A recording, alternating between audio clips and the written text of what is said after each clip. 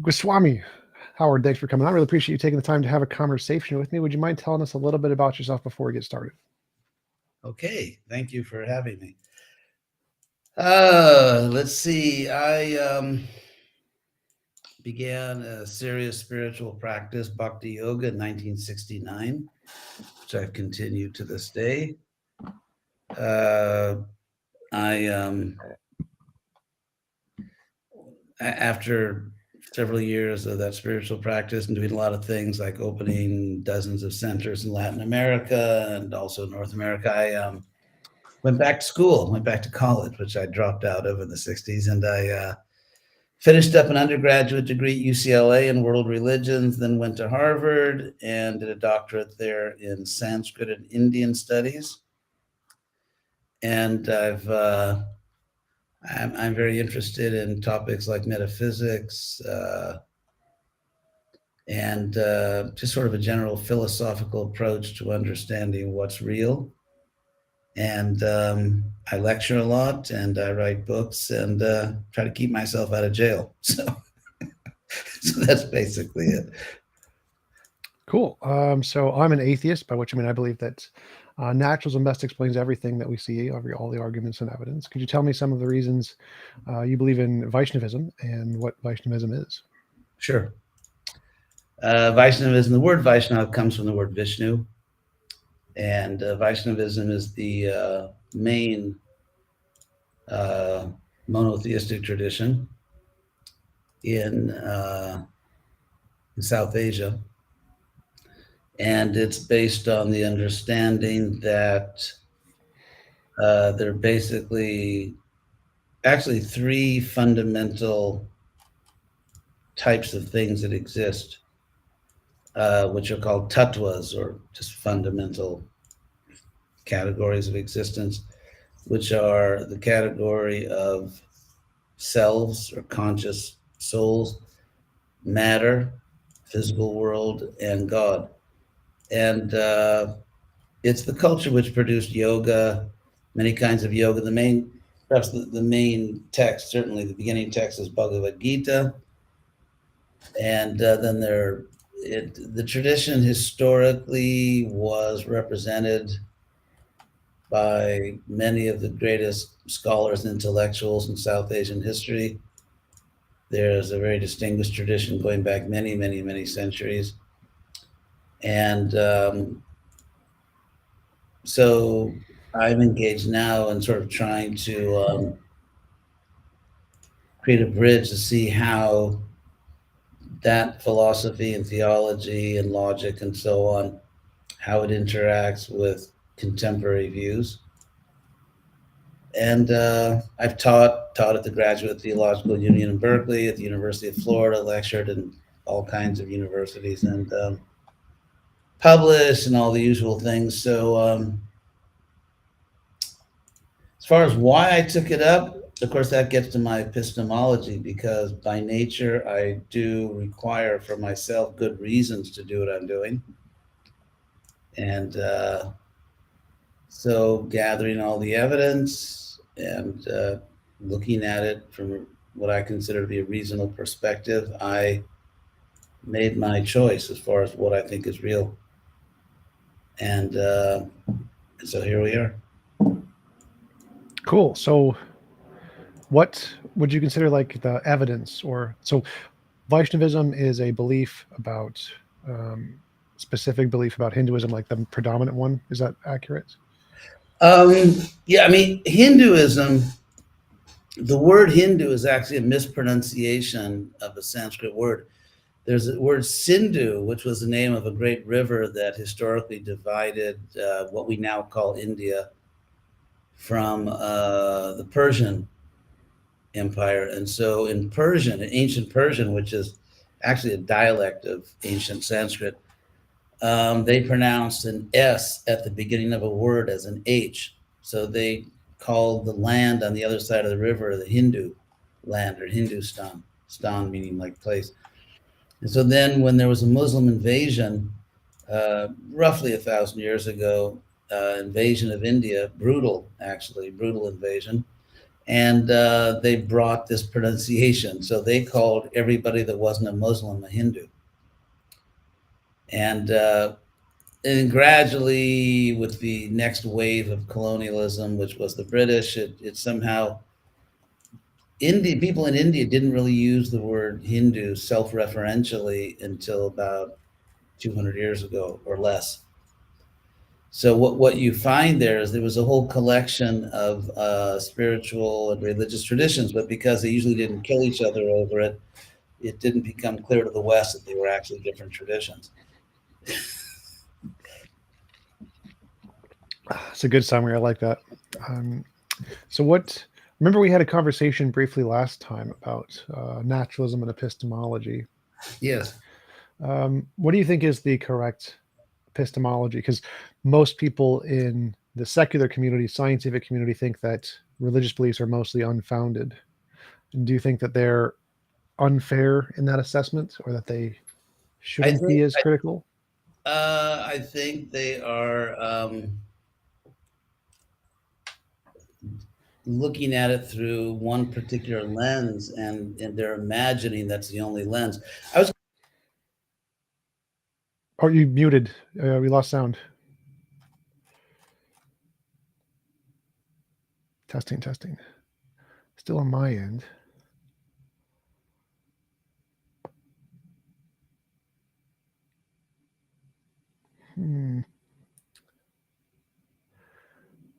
Try refreshing the page, or you can try the settings for the audio. If you had a microphone, it might have gotten unplugged.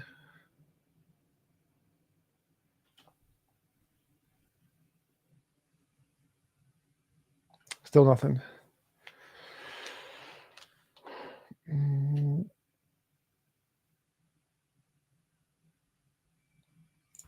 Okay, I found the problem. I just found the mic button and it was muted. Gotcha. So yeah, we can hear you now. You're good. Right. I was going to just read you just a sentence or two that I found this morning from Max Planck, who actually invented quantum theory. He's one of the greatest physicists of all time. And he said, I regard consciousness as fundamental. I regard matter as derivative from consciousness. We cannot get behind consciousness. Everything that we talk about, everything that we regard as existing, postulates consciousness, which you might take as a form of idealism, philosophical idealism. But ultimately, as you know, it gets down to epistemology, like what's your theory of knowledge? And so I find the idea that we can only know things empirically to be grossly irrational, and not to say philosophically claustrophobic. And interestingly, this was actually, the Wienkreis, the Vienna Circle, around 100 years ago, and they posited logical positivism. Yeah, logical positivism, and which was rejected by a strong majority of the atheistic philosophical community over 60 years ago.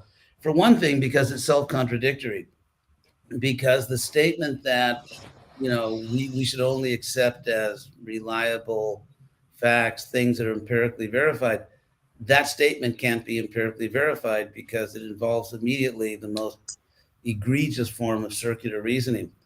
And so, I mean, to me, it's very clear that we have various ways of knowing. We have intuition, and all kinds of intuition. I mean, Plato talks about recollection.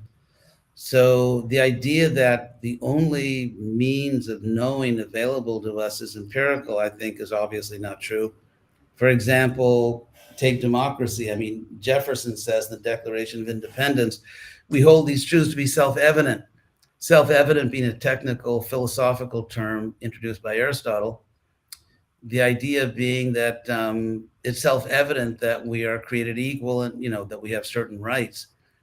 And so if everything is just empirical, then we're not equal. Justice is imagination, and genocide is not morally wrong, because empirically we can't talk about right and wrong. So if we look at our deepest intuitions, about like some things are fair, unfair, some things are evil, like let's say raping people or murdering people and so on. Those are all metaphysical intuitions. And a world in which there's nothing, we can't know anything except what's empirically verified. First of all, to assert that is already to assert a metaphysical position. So a proposition which, if it's true, is not true, is not a good start for philosophy. So I think I'll just start with that.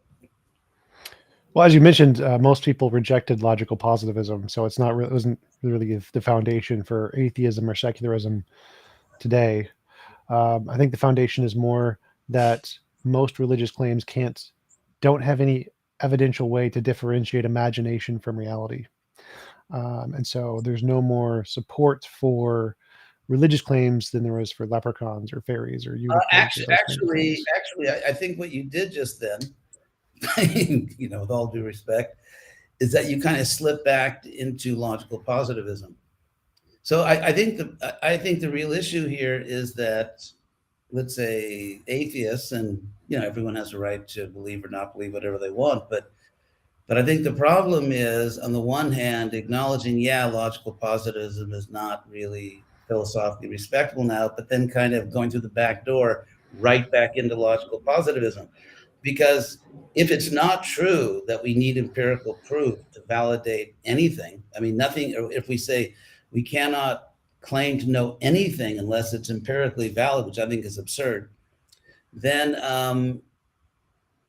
if you say there's no proof, I would say there is proof. I would say that for most people on the planet, there's proof. It just may not be empirical. And I think the problem is that atheists, well, I'll be nice here. I think one thing we should avoid on both sides, I'm really trying to be nice, is that, Don't worry about it. I'm totally fine with being not mean. It's totally gets more views that way. So okay, so, and that is, no one appointed the atheists as the gatekeepers of objectivity. So, for example, they may say there's no proof. I mean, what we do find is that we don't have billions of people today believing in leprechaun. And so I have my experience, and I go back to Descartes. I mean, I think I have the most powerful epistemic foundation for what I accept to be true, because it's my first person, irrefutable, self-evident experience. And I mean, I can't prove empirically there's a real world outside my mind, but I'm going to go ahead and ride that horse, till the end of my life. That, yeah, there is a real world. I'm not going to be a solipsist. And so the idea that somehow atheists are the gatekeepers of objectivity and we have to get permission to affirm that something is true, or that we have to, first, I think empirical proof for God, I think, is on its face absurd, because the whole empirical method is based on the controlled experiment or controlled observation. You have to have, controlled access, even if you're looking through a telescope at a distant galaxy.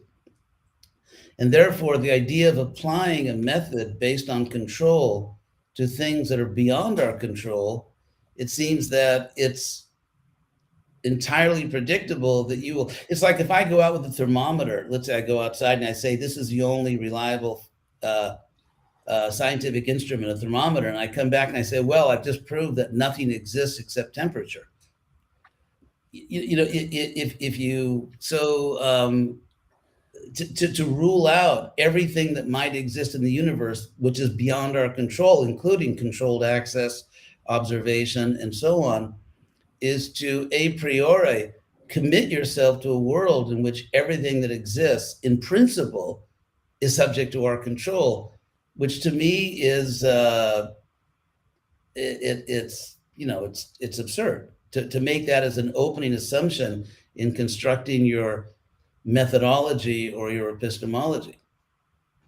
I would agree. That's why I don't do that. I don't exclude the possibility of the supernatural, but you would still need some kind of a methodology to differentiate, is any particular claim correspond to reality or is it imaginary? And so Okay. science, I think, does a good job of that. So we can say scientific material things definitely exist because they have a method. But I don't see a reliable method that can differentiate imagination from reality in the context of religious claims. Okay. I would say that that ultimately it's sort of historically adjudicated. It's in the sense that theologians and philosophers can argue until the cows come home and probably won't agree. Just as there are also disputes among scientists. If Thomas Kuhn's book, The Nature of the Structure of Scientific Revolutions, where he demonstrated, and it's pretty much a standard textbook now for a very long time, that what tends to happen is that one generation of scientists literally dies off, another generation comes in, and they have a different way to interpret phenomena. I mean, even for example, if you look in the last 30 years, there's a major intellectual revolution going on, even in the science community, and in terms of rethinking what consciousness might be. There are many scientists who, for example, I was just listening to a lecture this morning by what's that guy's name? Sorry. About he's a neurologist, actually, a neurologist at SUNY Stony Brook, and he was making the point there's all kinds of neurological evidence that consciousness cannot be reduced down to neurology, including that. Well, anyway, I can go through all the points, but so there are many neurologists. By the way, the idea that all neurologists are atheists or something. I happened to give a lecture in Sacramento about a little over a week ago. And one of the people attending the lecture was a professor at the University of California in Davis, which is a top university, and she's a neurologist. And so I said, well, someone told me that most neurologists are atheists, and her response was she just started laughing. And she, this is a person who has been in neurology her whole life, and she just thought it was no, that's not at all the case. They may not be Christians, or they may not be Jews, or this or that, but the idea that they are atheists, or strong atheists or materialists, is not true. So let's say I make a claim. I mean, to give like a typical thing they say in philosophy classes. Let's say someone claims that the great pumpkin rules the universe, and I say no, it's Krishna. And so you're saying, I mean, there's some merit to what you're saying. That okay, how do we distinguish these things? I think there are ways that we can go about it. Or let's say even worse than, I'd rather have someone believe in the great pumpkin than become a terrorist in the name of God. So how do we mediate? How do we distinguish? How do we even begin to look for objectivity in these different claims? Okay, here's one suggestion. One suggestion would be coherentism, which after foundationalism is probably the most important historically for epistemological theory. That if you have a worldview or if you have a certain philosophy, it has to be internally coherent. If it contradicts itself, it's not a serious contender. So we could look for coherentism. I would also want to rehabilitate, to some extent, the status of human testimony. Because what I've heard since I was a little kid is that the fact that most people that ever lived believe in some type of metaphysical reality beyond the empirical, that doesn't prove anything. But I want to say, really? It doesn't prove anything. So, because if I become radically skeptical about the value of human testimony, then other things may go out the window, like, let's say, belief in the scientific method, or belief there's a real physical world, and so on and so forth, because there's so many things we accept on human test. Or, for example, how do you empirically prove that that we should be able to go and rape and kill each other? Or we shouldn't be able to do that. How do you empirically prove we shouldn't be able to do that? Yeah, go ahead. Well, I'd say that I'm a moral naturalist, so I think that we will be able to discover objective morality from natural facts in the world. So I think we will be able to test that in the future. But I think that the more important question is because we know testimony fails so often, it seems like a bad idea to put more trust in testimony because we know it doesn't work. We know it fails. We know there's. But it does work. I mean, you're right that it. A lot of people say things that aren't true, especially politicians. It seems nowadays. But I would say that there's testimony and there's testimony, and that, for example, if you could give an example of something that learned people, not just sort of passionate people that don't read books, but if you give an example of something which huge numbers of human beings, including thoughtful people, have believed for thousands of years, but now we know it's completely false. The flat Earth. No, first of all, actually, that's sort of something the scientists try to convince us of, that everyone thought the Earth was flat, although the Greeks actually had a way of measuring the circumference of the Earth. But what I would say is, I would make a distinction here, a categorical distinction between just not having an advanced state of science. Like you could talk about Ptolemy's epicycles in astronomy, or, let's say mathematical proofs for a geocentric solar system. I mean, there are cases where people, you see, what I would say is, at a more fundamental level, that example doesn't prove your case, for this reason, that even when people didn't really think the Earth was flat, by the way, at least not that many people. Well, I'm talking pre-Greek. So pre-Greek era, actually, many people did believe. Okay, so let's take that. But then in that case, I would say it's simply an example where people had limited information, but they did believe, they shared our belief in the power of observation, which is the essence of science. They believed in the power of observation. They believed in common sense. They were not skeptical or cynical about what they could actually see in front of them. As far as whether, I mean, maybe you could cite a text, like an ancient, let's say, pre-Greek text, or where people actually stated the Earth is flat, and if you walk off, I mean, I don't. Sail off. So most of them involve sailing off of the edge of the Earth. So yes, there were many different cultures who thought that. From watching the ships that sail off into the distance and you lose sight of them, they thought they fell off the edge. See, I think that's a myth for this reason, because ancient people all had experience of ships falling off the horizon and then coming back with commercial goods. Because, for example, we know, let me just give one example, because it's my field, Indology, that we know there was a very vigorous commercial trade between Western India and the Persian Gulf.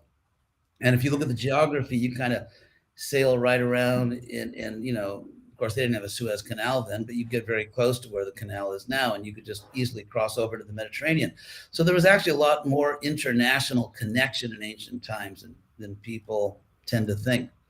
And so I would say that, and there's many examples, for example, in ancient Sanskrit literature, analogies or metaphors involving crossing the sea. So everyone had experience of ships crossing the sea and coming back with trading goods or other things. And so to say that everyone thought that, but even if some people thought the Earth was flat, which I am not convinced of. I mean, I'm sure some people thought that, but it wasn't like a generally accepted notion. But even, let's say, if it was, it's simply because they didn't have enough empiric information.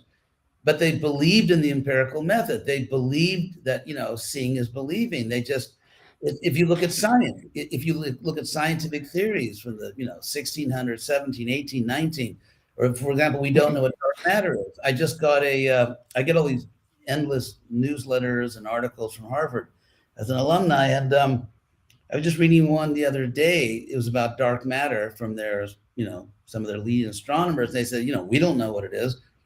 And so they conjecture. So the history of science, in fact, what they brag about is really the merit of science. The glory of science is that they're not afraid to theorize, and then you get new information and you refine your theories.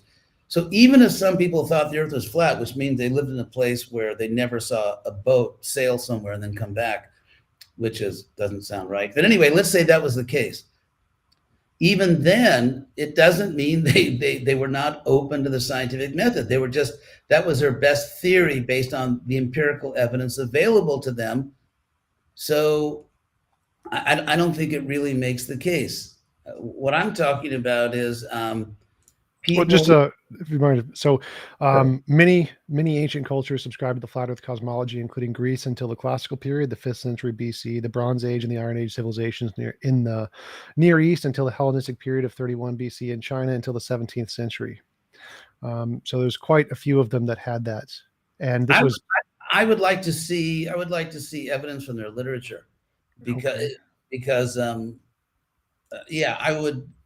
Because as I know, for example, the Greeks were very much a seafaring people, as were the ancient Phoenicians, and they were watching boats go over the horizon every day and coming back.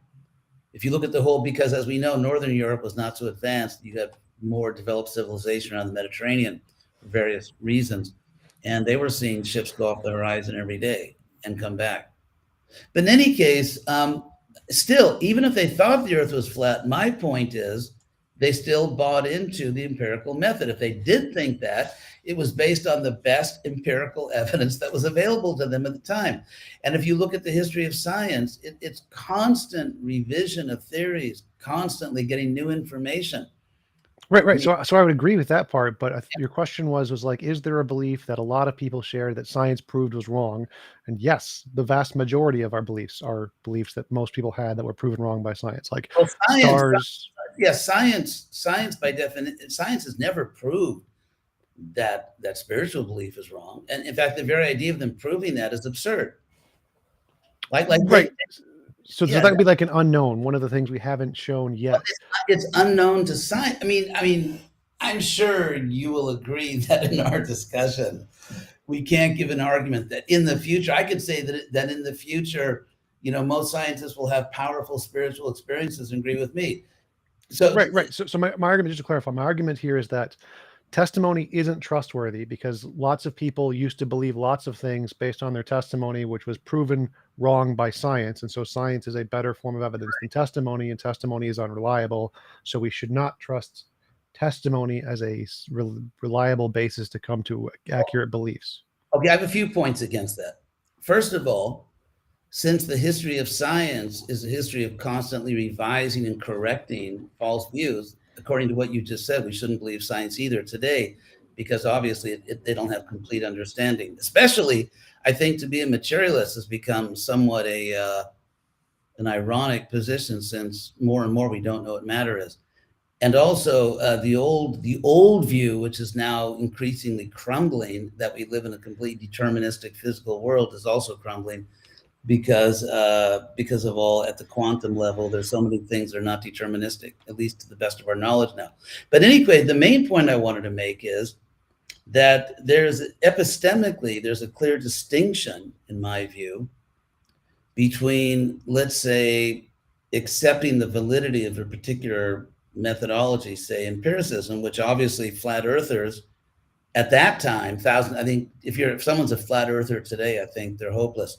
But if someone was a flat earther, let's say thousands of years ago, it was just the best interpretation at the time of the empirical data. At the same time, I think let's say someone believed, or thousands of years ago, or some people have believed all through history, that they're having a direct experience of something which is metaphysical, of something which is beyond the physical. And so in that case, we don't have because it's not empirical, it's not physical, it's metaphysical. In fact, we don't have a historical record of realizing that was all wrong. Wait, that part I think I'm going to disagree with. So we have many cases where people have personal testimony of spirits, dead loved ones is a good example, bereavement delusion, something that 60% of people experience. And throughout most of time, people thought they were actually seeing dead loved ones, but really it's just a problem that the brain has by making strong connections between certain emotional experiences and patterns. And because of this, people will see, hear, touch dead loved ones. But we know for a fact that's a bereavement delusion. We know it's fake. We know it's a thing in the brain. Actually, we don't know for the following reason. And this gets into a key philosophical point, I believe. And that is, we all accept there's a brain. We all know that. We all know that. So we're not going to argue about neurology. current neurology. We also know that certain parts of the brain are associated with certain kinds of mental activities. So that, for example, if someone feels pain or if someone, there's, different kinds of basic conscious experiences that we can link to certain specific parts of the brain. Like when someone is, let's say, afraid or feels pain, then certain parts of the brain light up or certain parts of the brain are active.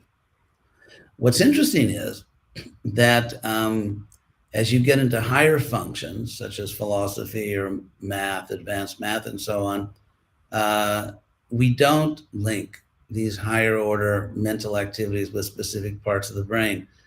And I can send you the link for that by a neurologist at SUNY Stony Brook. And so let's say two different possibilities. Say one possibility is that somehow our brain or nervous system in general produces consciousness as some kind of epiphenomenon. And another possibility is that consciousness is not ultimately physical, although it interacts with matter.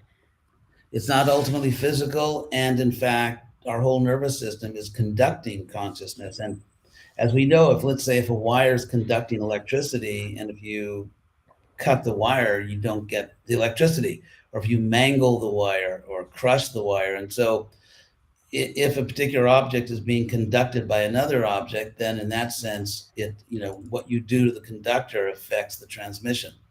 So if it's a fact, so in both cases, what I don't understand, what I'm not aware of is if the brain conducts consciousness or if the brain creates consciousness, how that would be obvious in neurological studies. It seems to me that in both cases, from the neurological point of view, as many neurologists actually say, I can't say majority of them, but there are very respectable neurologists who have done a lot of research and published a lot of papers and teach at prestigious universities, who feel that there's nothing in neurology which requires us to believe that the brain creates consciousness as opposed to conducting it.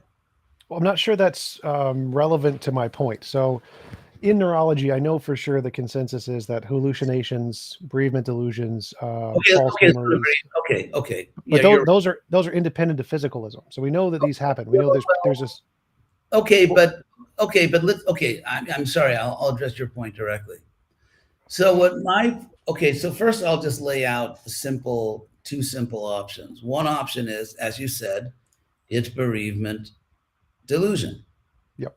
And the other option is that people are communicating with departed ancestors or relatives or whatever. Sure. So I'm actually curious. This is a sincere question. What is there about the neurology that proves one and rules out the other? The correlation to all the other kinds of hallucinations that we have. So, for example, there are many hallucinations where people say they saw a horse or something physical. So they thought they saw a physical thing that literally wasn't there. Okay. And we can show this in certain kinds of hallucinations. Like if I show you a picture of a Rubik's Cube, have you seen this? There's a very famous optical illusion with a picture of a Rubik's Cube and there's two orange dots in the middle. And to our eyes, they look like they're very different colors. But when you delete the rest of the screen, they're the exact same color. And so in this case, this isn't like talking to a dead loved one. This is just your brain made a mistake. And we can show your brain made a mistake. Okay. So let's go with that. Well, I'm going to leading to somewhere here. And we know from these mistakes, if we build them together, it leads to more complicated mistakes. Like there's a specific kind of delusion people have where they will imagine being assaulted by someone. And there's a very specific case where a woman fell asleep in front of a TV and was watching an actor on a TV screen, and she accused him of raping her, but obviously had a very good alibi. He was on TV at the time on a live radio station. And so this case we know was false. This did not happen. This is just a hallucination. And so all of these cases are exactly analogous to the cases of people seeing dead loved ones. But for some reason, you want to treat that one as special and say maybe they actually saw the dead loved one. but that's exactly the same as saying, well, maybe he did actually teleport and was in two places at once and actually did assault her. Like, no, that's ridiculous. And so it seems to me that we can make, because of the large body of evidence of how delusions work and what phenomenon they explain, that we can see people seeing dead loved ones is exactly analogous to all these other things that it explains. And to think it's some special category where we should consider that maybe they actually saw a dead loved one would require some more evidence of other things that exist. Okay, Whereas okay, saying it's caused by these other hallucinations, we already have tons of evidence for, so it makes a lot of sense. okay, okay. Interesting point.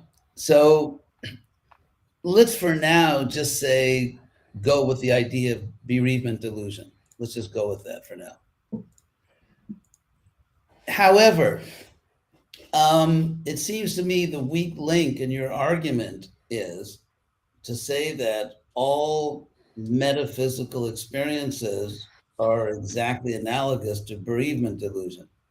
For example, what about the delusion that somehow or other we all have equal rights, which is empirical meaninglessness? It doesn't, I mean, empirically, it doesn't mean anything because there's no such thing as a right empirically. There's no such empirical object. And so my point is that there are many metaphysical things, like, for example, the fact that it's wrong to rape and murder people, or, genocide is bad. There are all kinds of metaphysical assumptions we make, or, for example, the assumption that there's a real world outside our mind, which we can't empirically prove because that would be circular reasoning. So there's all kinds of and I'm not saying metaphysical assumptions are wrong, but there's all kinds of metaphysical assumptions we make which are not analogous to bereavement delusion. And so my argument obviously would have to be that, and by the way, I do not at all rule out that some people have very delusional quote unquote experiences about God. I think terrorists are extremely delusional when they think that, God wants them to go and, and blow up a school bus or something. I think that's total evil delusion. So I accept that there are delusional states of consciousness. I accept that people may have delusional religious visions or beliefs. However, just like there's pseudoscience. So if we allow there's like real science and pseudoscience, we can't rule out a priori. We can talk about it. We can't rule out the fact that there could be delusional religion. And just to give one simple behavioral test, I think, because as you, I'm sure you know, there's all kinds of evidence that sincere, whether it's delusional or not, sincere religious belief in many ways improves people's lives. And there's like unlimited research on that. So I would say that obviously I would have to begin from a certain assumption, the assumption being that God is good. And of course, that leads to all kinds of other discussions. But let's say if I base it on my claim that God is good, and therefore if someone by their so-called religious practice or belief or whatever is becoming, in a way that I think you and I could agree, a better person in terms of how they treat other people and so on and so forth, then I would say whatever their belief is, I may not totally believe it, or I may think there's a little bit of delusion in, but it's not, I think in some fundamental way they're onto something. Whereas when people claim to be religious and are doing evil in the world, and we know there's been a lot of that historically, and there's been a lot of evil done by atheists also, if we want to be fair, then I think that would count against that. So we can't lump it all into one big category. Every belief that looks like religion in some way is exactly analogous to bereavement delusion. I think that's a huge assumption, which is going to break down in many ways. Well, sure. So I would agree that there's different kinds of beliefs, and different claims require different levels of burdens of proof, different kinds of evidence. And so, like, if you take morality, for example, I don't think there's any like super strong evidence of objective morality. I believe there is an objective morality, but the evidence we have is looking at patterns in moral intuition and moral progress and philosophical dilemmas and saying, oh, look, there's a pattern here. And we can infer this pattern by looking at changes in cultures through time and through technological gain and cultural shifts and say, there's a very clear pattern going in a single direction. And so in that case, we provided evidence. It's not simply the fact that lots of people believe this, that doesn't matter. And it's not the fact that it could definitely be a delusion. It could just be a product of evolution, and that's fine too. That's probably the strongest evidence of what explains morality. But at least we can provide some other basis of evidence here, which is that there's a very clear pattern of moral progress. Okay, but you see, the word progress is circular. Well, progress, the word there doesn't matter. There's a pattern, and whatever we label it doesn't matter. So because there is a consistent pattern in a single direction, whatever you want to call the direction doesn't make a difference, because that's still one direction, not the other. So there's a pattern. But I think it does make a difference for this reason. I mean, Kant talks about people's deep moral intuitions, which I'm not going to get into Kant because I disagree with him about a lot of things. But for most people, based on their deepest intuitions, and I don't rule out intuition as, under proper conditions, a legitimate form of knowing. For most people, let's say I'm morally outraged because I hear that someone raped someone or murdered someone or whatever, my outrage, I don't think that why didn't the perpetrator get the evolutionary biology memo? That, in other words, it's not really wrong to rape and murder and genocide. Those things aren't really wrong. But it's almost like Plato says, sometimes you have to tell people a myth in order to get them in good moral order. However, I want to live in a world in which people don't murder and rape and steal, and therefore I'm going to propagate this myth. I'm not only going to say that, and also it's not at all clear to me that blind evolution would bestow reproductive advantage on people who are moral. I think you could make a historical argument. I mean, at least it would be a debate. I'm not saying how it would come out, but it would be a serious debate. You could say that people who just take what they want and they kill all the weaker specimens. It's evolution, survival of the fittest. And if you look at the animal species, they're brutal and violent, and the alpha male kills the other males unless they back off. And we don't see species going extinct because of that. So it's not at all clear to me how a moral system where the alpha male doesn't just kill anyone that challenges his authority, and the alpha male reproduces with all the females, and the other males, it's their tough love. It's not clear to me that kind of brutality and is definitely crippled other species in terms of their ability to reproduce and survive. So the argument that blind evolution would choose what we might agree on as a good moral system, where people respect each other's rights and people, nice people. It's not at all clear to me that would bestow a moral advantage. In fact, I could say in history, there are many cases in history where, let's say, countries lost to other countries or kingdoms or whatever because they had moral considerations that the enemy didn't have. And so I don't think you can mobilize evolution here as an explanation of morality. And even if you could, which I think on historical grounds wouldn't work, but even if you did do that, I think it's not what everybody means. And so then what you have to say is that basically almost everybody in the world is completely deluded, because almost everybody in the world thinks that some things are really right and some things are really wrong, but they're all an illusion. And it's really just blind, evolution-based neurology, which I think is a terrible explanation, since a lot of our moral instincts are some of our most powerful intuitions, things that we know are true as much as we know anything is true. So a few things there. One is that evolution does explain that. They've done a number of tests where they've shown that social species that cooperate to a higher degree survive to a higher degree, and more selfish species don't survive to the same degree. And so evolution would select for more altruistic kinds of behaviors. They've demonstrated that. Can I respond to that one?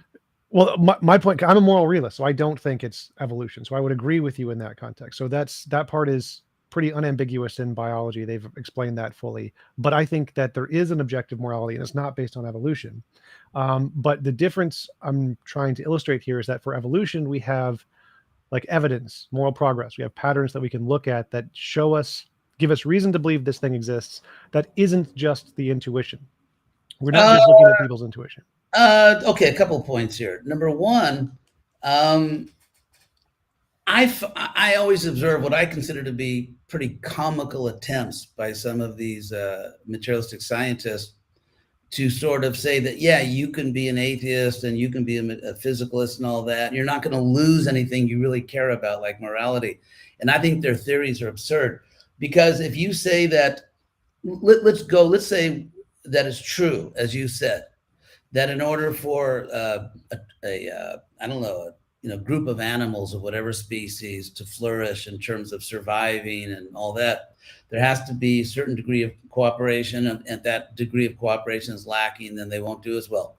However, the degree of cooperation needed for survival and even flourishing is still way below the morality bar of what we would consider to be a civilized society. Because, for example, lions, the male lion, sometimes kills its own children.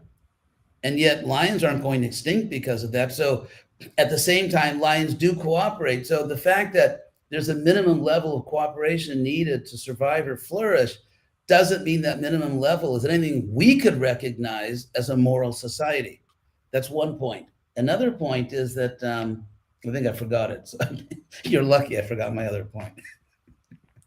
Well, the first thing is that social species usually succeed more if they have a higher level of influence over the environment. So if we're in technological societies, having more cooperation has a higher level of success rate than selfish ones. So if we replaced humans with lions, human society would collapse because they don't have the correct level of cooperation to sustain that amount of integration.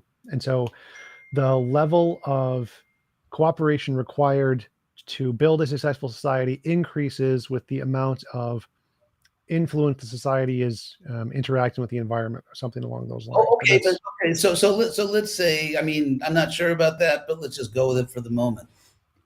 I would still say that you could have. I think the real question to ask would be, what is the minimum level of cooperation needed, and would it look like a moral society? For example, Hollywood puts out so many dystopian movies. I mean, movies about a dystopian future. And often they're very technological, they're very technologically advanced. And so, in fact, there's a great debate going on right now between two parts of the world. I mean, clearly on the side of Russia, China, and Iran, they're saying that tyranny is more efficient. And and the West has another view. So what I'm saying is, I think you'll never be able to prove that everything that we consider to be essential morality is necessary in order for a group of people, even let's say advanced mammals who have machines and everything, to survive, and perhaps even to flourish. It's I don't think, I mean, I'm absolutely sure that no one could show that. You don't have to be like everyone's nice, respect each other's rights. What if, for example, you have a particular society where, let's say, the people who are most intelligent, most powerful, enslaved the lower classes? I mean, the Roman Empire lasted for many, many, many centuries, and they had certain practices which we would find to be horrible, like, for example, paterfamilias. The fact that I mean, you talk about patriarchy, it kind of makes me laugh when people talk about patriarchy. You want to see patriarchy where the father of the family has power of life and death over the other members of the family and his slaves. And yet Rome went on for quite a long time. It eventually collapsed, as we know. It didn't go on. But then again, what society continued to be moral, forever?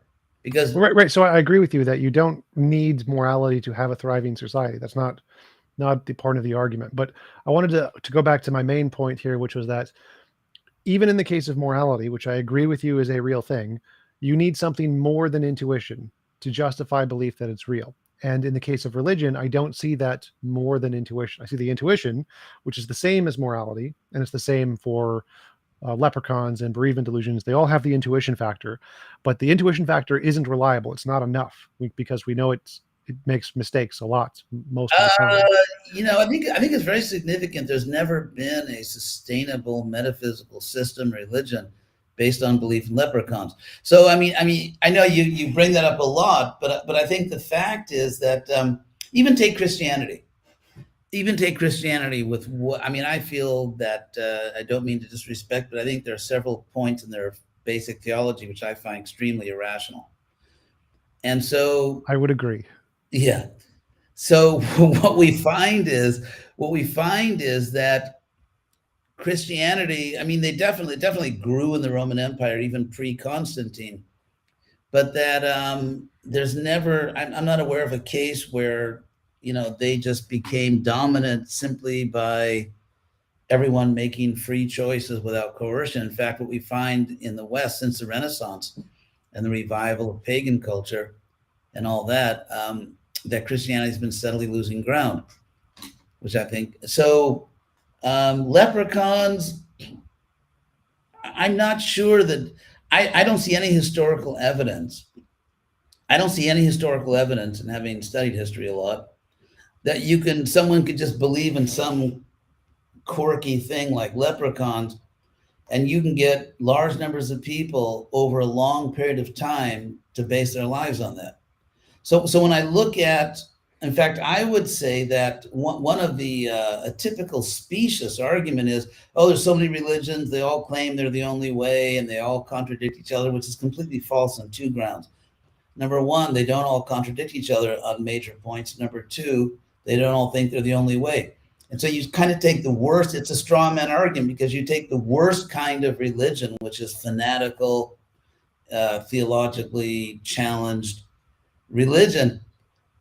If you look at the Interpretatio Greco or the Interpretatio Romano, which was basically they were strongly held beliefs for most of the people in Greco-Roman civilization that there's one divine power, whatever you call it, however you conceive it theologically, and that people in different cultures call it by different names.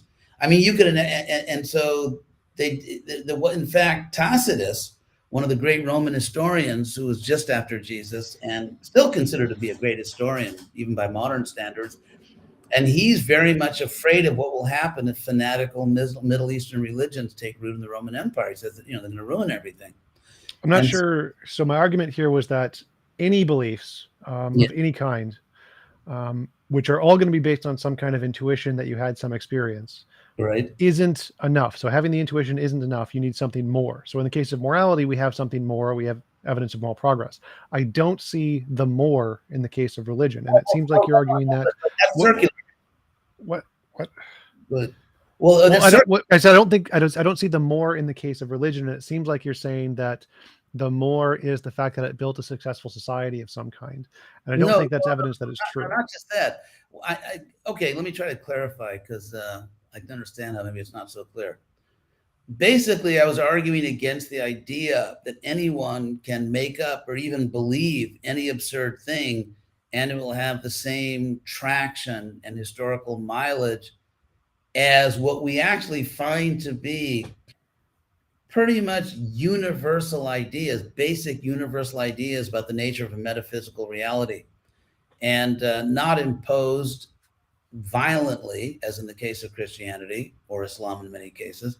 Actually, I had this debate. I was speaking to some gentlemen representing Islam, and they were giving as an argument in favor of Islam being the religion that there's amazing uniformity of thought, which I said, well, that has nothing to do with the violence, right? But anyway, so my point is rather this. I would make an argument, and I'll try to be more clear about this. I think what I'm doing is I'm making an argument that, in fact, human beings, very large numbers of them, do have certain very deep and almost something approaching universal perceptions or intuitions about the nature of a metaphysical reality. And to give one simple example of that, well, anyway, Well, I so would agree. Therefore, what? therefore, what I would say is that if you have wide agreement by humanity, not obviously nothing like unanimous agreement, but wide agreement on certain basic metaphysical principles, and if in the past, not always, because science has been used for good and evil, as we know, Hitler had a scientist, but often that these near universal or quasi universal beliefs tended to be the foundation of moral systems that, at least to some extent, we could recognize as having some validity, then you can't just say that's meaningless. Because to say, well, that means nothing, that's like leprechauns. No, because in fact, we don't find beliefs that we would consider eccentric or just bizarre beliefs like leprechauns or whatever did not have the same traction, have not attracted large numbers of people, have not, especially I would say, because there's all kinds of science doubters at a level of people who are not so educated, it's all just a conspiracy. So I think we have a right to talk whether we're evaluating, the track record of science or religion. Well, one second. There's two things there. One is that when I look at most religious beliefs, they seem equally as ridiculous as leprechauns. I mean, there's a cosmic zombie Jew who rose from the dead and sacrificed himself to himself because he forgot to put a fence around a tree, and a talking snake convinced a rib woman to eat the magical apple from the tree. That's pretty ridiculous. I don't see how that is any less ridiculous than leprechauns. But even if we granted that, let's say we grant that. Okay, I want to respond to what you just said. Because what we find is, even in Judea, let's say Adam and Eve, that story, which I personally don't believe is literal history. So what I found growing up in a Jewish environment is that the Adam and Eve story played almost no role in the lives of people. That's not, they knew the story and they didn't, publicly rebuke the story, but that's not what anyone really cared about. And so in every religion, and frankly, you can find all kinds of bizarre, eccentric theories in science, which at one time were the scientific mainstream.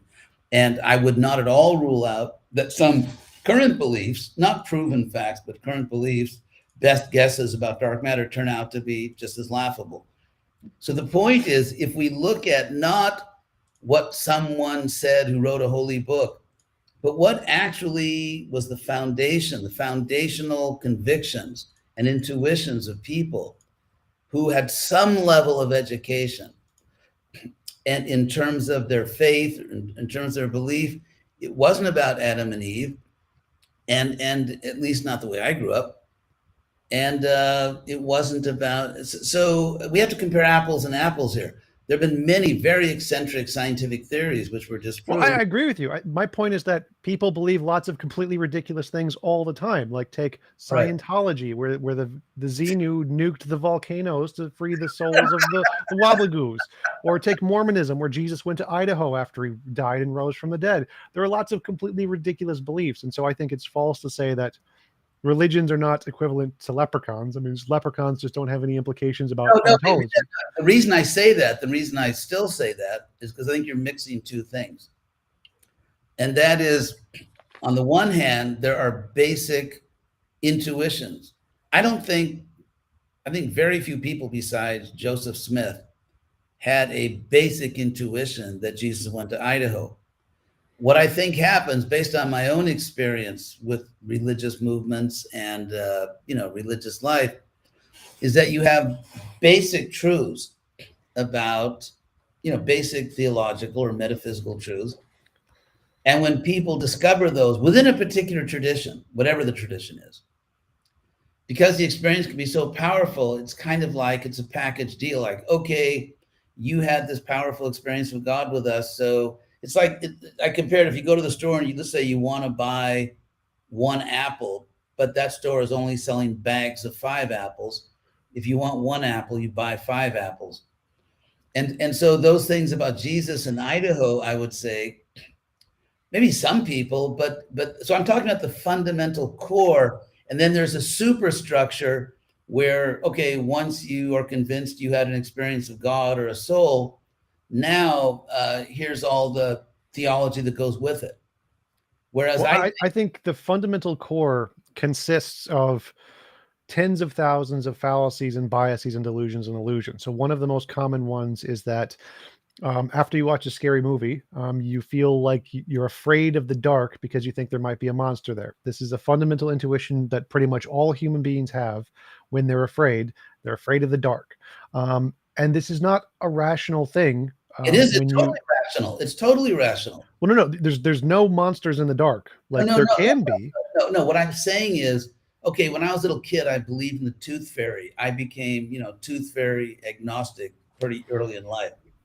But the fact is that most people do not believe there are monsters in the dark. However, just in terms of just a purely empirical, physicalist point of view, the dark is dangerous because if you can't see, you don't know what's there. And I know, for example, let's say I'm in my house and the doors are locked and the lights suddenly go out at night, and I'm trying to find a candle or something. So I'm not so afraid. Let's say I'm walking on a highway or driving my car and I suddenly can't see for whatever reason.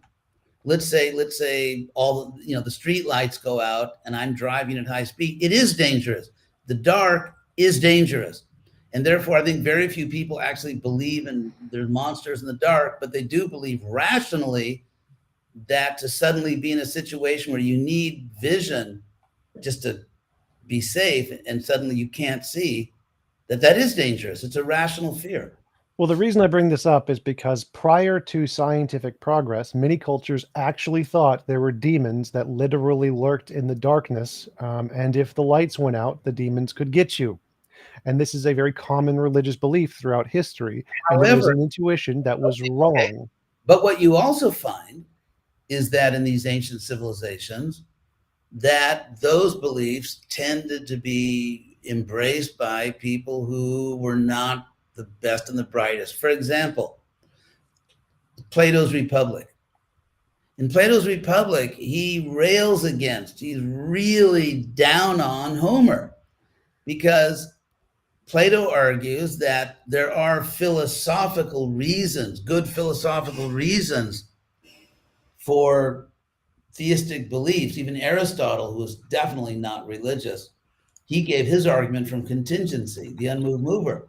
However, Plato says that Homer, the Iliad and the Odyssey, which is kind of like the core of the Paideia, the Greek educational curriculum, which was very popular around the Roman world, is nonsense. And actually Plato makes this very, very radical statement that we should stop teaching Homer to children because it's giving them a very irrational view of metaphysical things. So you can, again, it seems to me it's just like a series of straw man arguments. Take the stupidest people, take the most superstitious people, and they represent a civilization.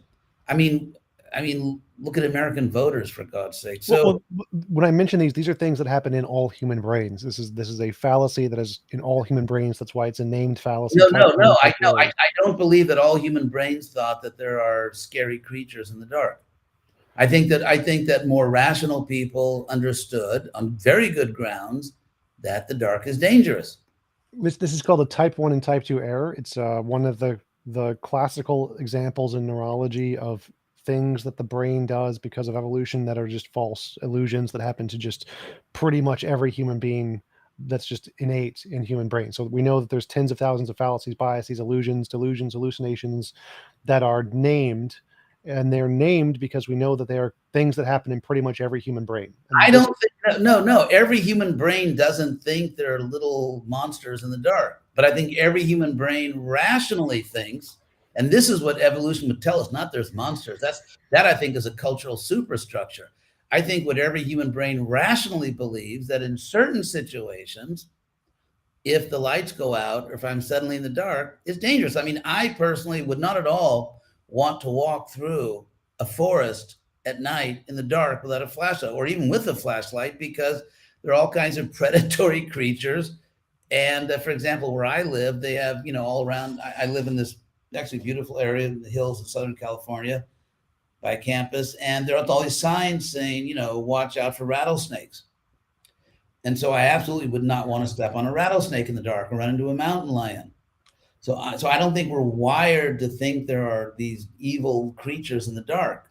And the proof that we're not wired for that is that most people don't believe it, and most people haven't believed it. And we have proof from thousands of years ago in Plato and other writers. So look at America today. Well, the proof here is that we have an intuition to be afraid of the dark, and then people take their cultural beliefs and try to explain why that's the case. Some people, all people do this. This No. is why every religion exists. This is why every cultural belief is why leprechauns exist. What you're saying is empirically not the case. Because, for example, I never believed that. I never believed there were monsters in the dark. No one in my family ever believed that. And no one I ever knew ever. No. You have an intuition to be afraid of the dark. Everybody has that. And that's an intuition to explain the unknown. But I'm very glad I have that, because that doesn't matter. This is what I'm proving. So this part is correct. Everybody has a fear of the intuition, and everybody has an intuition to try to explain things they don't know. They make up stories to explain the unknown. No, everyone doesn't do that, because I always was a little nervous if I was alone, out in the world in the dark. And I never, ever, and no one I've ever known in my life ever made up a story about it. Yes, they do. That's literally, the brain does this. So if you try to see someone in the dark and you think it's a family member, your brain is doing that. So this is something that literally have been proven. Every brain that is alive does this. It's just a however, if you are but that's not, thinking or hoping. I'd have to see the studies, because I've never, ever experienced, I don't know anyone that's ever experienced the things you're calling universal. Type 1 and type 2 errors, they are literally universal. This has been proven scientifically. We have dozens of studies of this. Google type 1 and type 2 errors. Then why didn't I ever experience it? You did. You've experienced type 1 and type 2 errors. They're called false positives and false negatives. Irrational child. I'll give you an example. One time I was attending a spiritual festival in West Virginia, and there was no indoor plumbing, and I needed to, so I had to go out, and this was on a hilltop in West Virginia. It was like pitch dark. I don't even know how I made it. And I didn't want to relieve myself right next to the house I was staying with other people. So I walked a little bit, maybe 20 yards, and to relieve myself. And then I heard someone else moving in that area. And my first instinct was not that it's a family member, but that, and one of the reasons, of course, I was a little concerned is because I had a shotgun pulled on me by a redneck hillbilly the day before. But in any case, it's just not, you can't just declare things to be universal when so many people have never experienced anything like that. Yes, I would say that being afraid of the dark in certain conditions, not in others, in fact, is something given to us by nature to protect us. And being afraid of the dark is a single example of which there are millions examples of things. However, I never met anyone in my life. I never met anyone in my life that made up a story about some kind of monsters in the dark. I've never, this is when you just told me this. You're religious. You literally have. No, I haven't. No, but you're begging the question so egregiously. Because this doesn't matter to the argument. Being afraid of things in the dark. Being afraid of things in the dark is one example. It doesn't matter if anyone in your life has experienced being afraid in the dark is rational. It doesn't matter. That's not the point I'm making. That is irrelevant to the point I'm making. The fact that a large percent of people are afraid of the dark and make up stories is an example of a specific kind of brain failure. This brain failure is called a type 1 error. It is a larger class. Sorry, but I really reject your claim that maybe you should listen to it all the way through before you interrupt.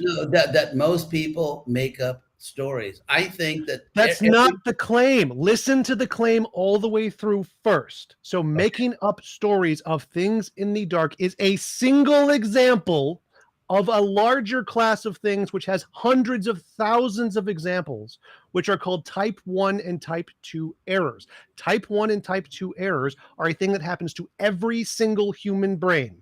And the fact that you make up stories in the dark is a common example to help people understand what this is. It is not required that people make up stories in the dark to experience type 1 and type 2 errors. Okay. However, you have a major point for the following reason. If it turns out to be the case, and it is absolutely the case, that I would say what is universal is people who have their wits about them and who know that the world is dangerous, especially if you're in certain environments, that if suddenly everything's dark, they're concerned about it. That's just rational. Now, the next point of making up stories. In fact, what we find is that some people make up stories and some people don't. And I would argue that therefore, just as there is pseudoscience and real science, I would say there, some people make up stories and a lot of people don't make up stories. And what I strongly suspect is the people who don't make, and you can't say that, because sometimes in the dark, there really are dangerous things. And so to say that because some people make up stories about things they don't understand, therefore it follows logically that religious, let's say, theologies consist of people making up stories.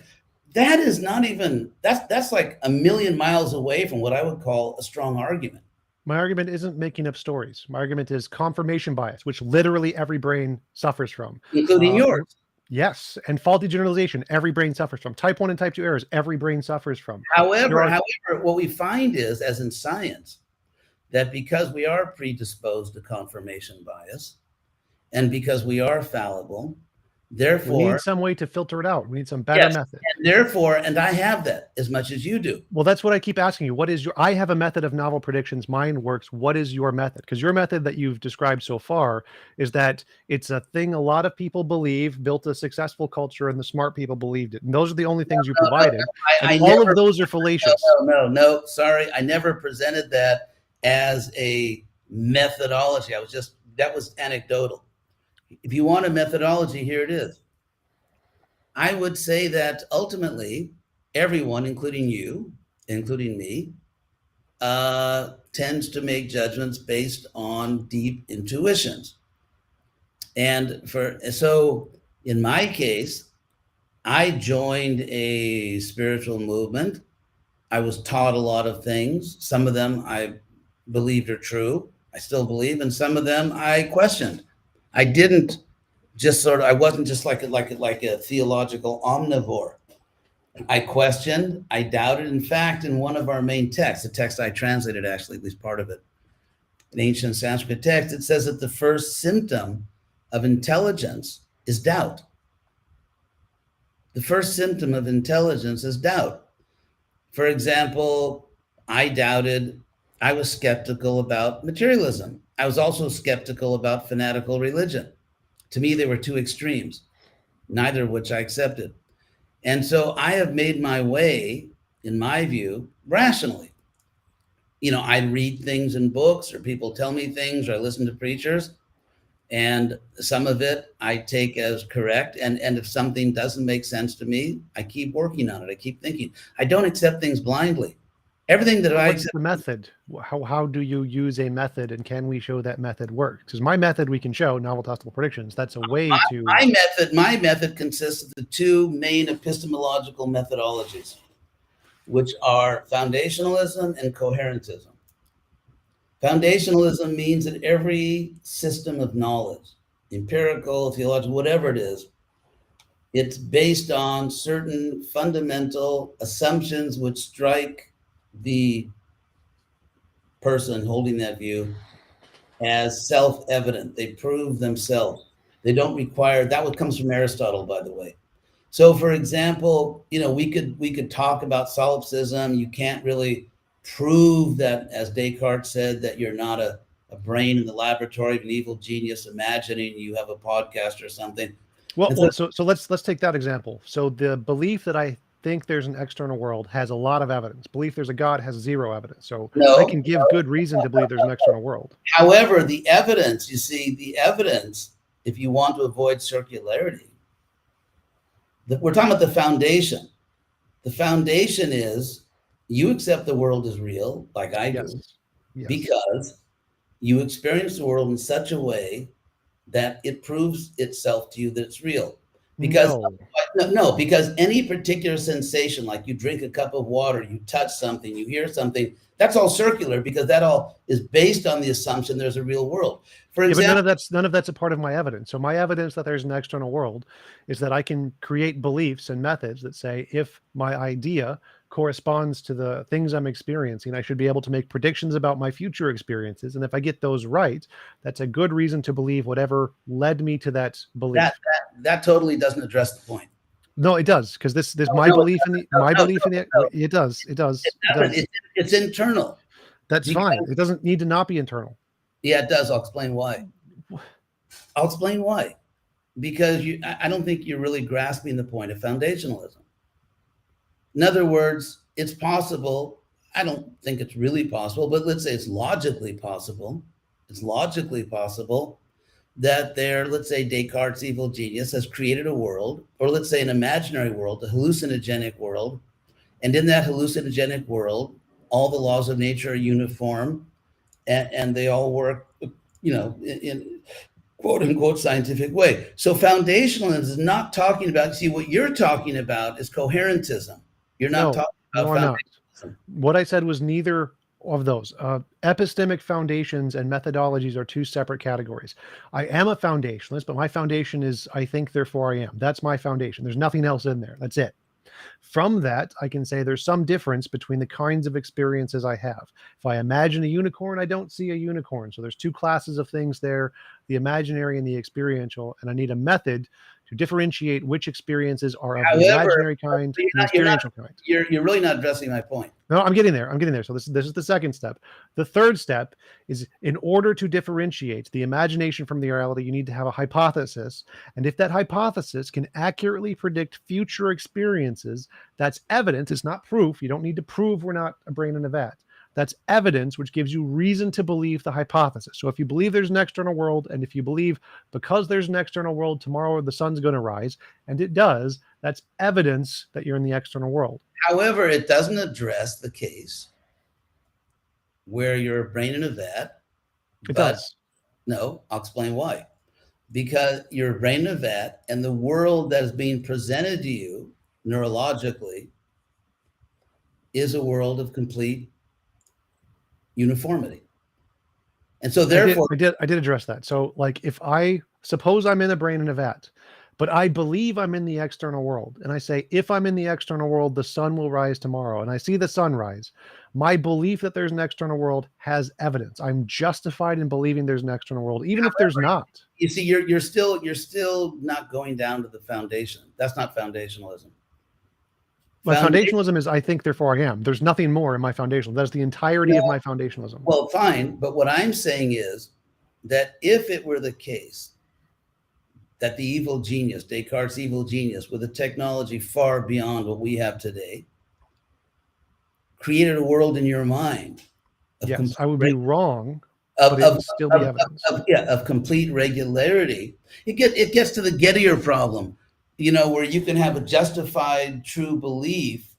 Justified false belief. It would be false. So if I have a belief that I'm in the external world, and it's justified because I have evidence from novel predictions, but I'm in a brain in a vat, it would be false. It would be a justified false belief. For example, let's say I'm having a dream. And in my dream, the laws of nature operate as they usually do. There's nothing psychedelic in my dream. I'm just having a dream, and just the normal laws of nature are operating. And then I wake up, and then I'm not trying to prove, by the way, there's no physical world. And then I wake up from my dream, and I see, well, that was a dream. Now, you can't empirically prove that the world you see when you're awake is more real than the world of your dream. You can't empirically prove that, but that's the case. You don't need to prove it. You can have evidence of that. So if you say the world is external and it's real. No, I'm saying but in the dream world, the laws of nature were operating normally. Right. And so you could have evidence that the external world is real, even though you're in a dream. However, what I'm saying is logically, let me try to explain this to you better. So I have a method, and I can apply this method whether I'm in a dream or I'm in Descartes' demon or the world is real. And if the method works, then I have a reason to trust that method. Doesn't matter if I'm right. I could be completely wrong. My method could be totally wrong, but it's still evidence. So I have a reason, I have justification but to on believe those there's an external. grounds, Wait. You don't have a method. You have not provided a method. well, I if have you, a method. One sec. Yeah. I have a method that I can use to justify my beliefs that can do a good job of differentiated imagination from reality as far as I can tell. So I have a reason to believe there's an external world because I can apply a method to it. You haven't given me a method. Okay, So I'll give you one. I'll give you one.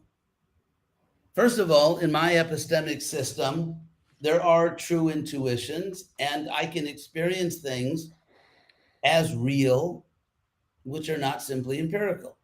And yet I can experience them as real because I have the power to do so. And you see, I think we have to distinguish here between a magical world and a mystic world. A magical world like Harry Potter is not, things don't obey all kinds of laws. It's just a magical world. So I've been living my life for well over 50 years based on certain principles, and I live in a completely rational world, spiritual context, which is completely rational, in which causes and effects follow perfectly according to what I thought they should, the way they should. And I'm proceeding. It doesn't in any way disable me in terms of functioning at a very good level in the material world. I've been very successful in my, let's say, external life as well. I know how to keep my bank accounts, and I know how to keep myself healthy, and I know how to, keep friends and everything. So all the usual ways you measure, like, are you a functional human being? Are you having a good life? I'd say, yeah, I'm having a great life in the material world. But at the same time, I have a spiritual life. And so if you say that intuitions are just like leprechauns or something, then of course the whole thing just collapses. But what I'm saying is that there are spiritual systems which are not empirical, but in which there's constant confirmation. Things proceed in an orderly way by cause and effect. And one can directly experience that in a way which is absolutely undeniable. And the fact that some people don't have that experience doesn't mean it's not true. It means they just don't have that experience. There's no law, there's no objective law that atheists can simply declare that unless I experience it, it's not true. I mean, it's not true for you. I totally understand it's not true for you, but that doesn't mean it's not true. It's just not something that you've experienced, and therefore it's not something which you are justified in believing. But I'm absolutely justified. In fact, I would say that my spiritual experiences, if anything, are epistemically more powerful than even such simple things as, like, I'm in the world, I'm touching this object. I mean, I've had spiritual experiences which, by Aristotle's standard, are absolutely self-evident to me. And just hypothetically, this is hypothetical. If it were the case that there's a God, and if it were the case that God is inclined to make himself, herself, themself, whatever, not going to do the pronouns. If that God were inclined to make itself, whatever, known, and obviously has the power, but God to make himself known under certain appropriate circumstances, and some people actually do get that knowledge, and they know it as much or more than they know anything else, then they're epistemically justified. And that epistemic justification does not require that people who don't have the experience consent or agree to it. Right, but I don't care about the people who don't have the experience. For it to be justified for you, you need to have a method that I do have a method. Wait. It's called Bhakti Yoga. I do have a method. One sec. So that hasn't been proven to be faulty. So if your method is intuition, and we know intuition fails, your method fails. No, we know that empiricism fails, but some empiricism is correct. To say anything about empiricism? No. To say that all intuitions, there's only one kind of intuition, and that is the fallible kind. So because some claims that some people made to have intuitive knowledge, because it turned out not to be true, Therefore, no one has correct intuition. That's absurd.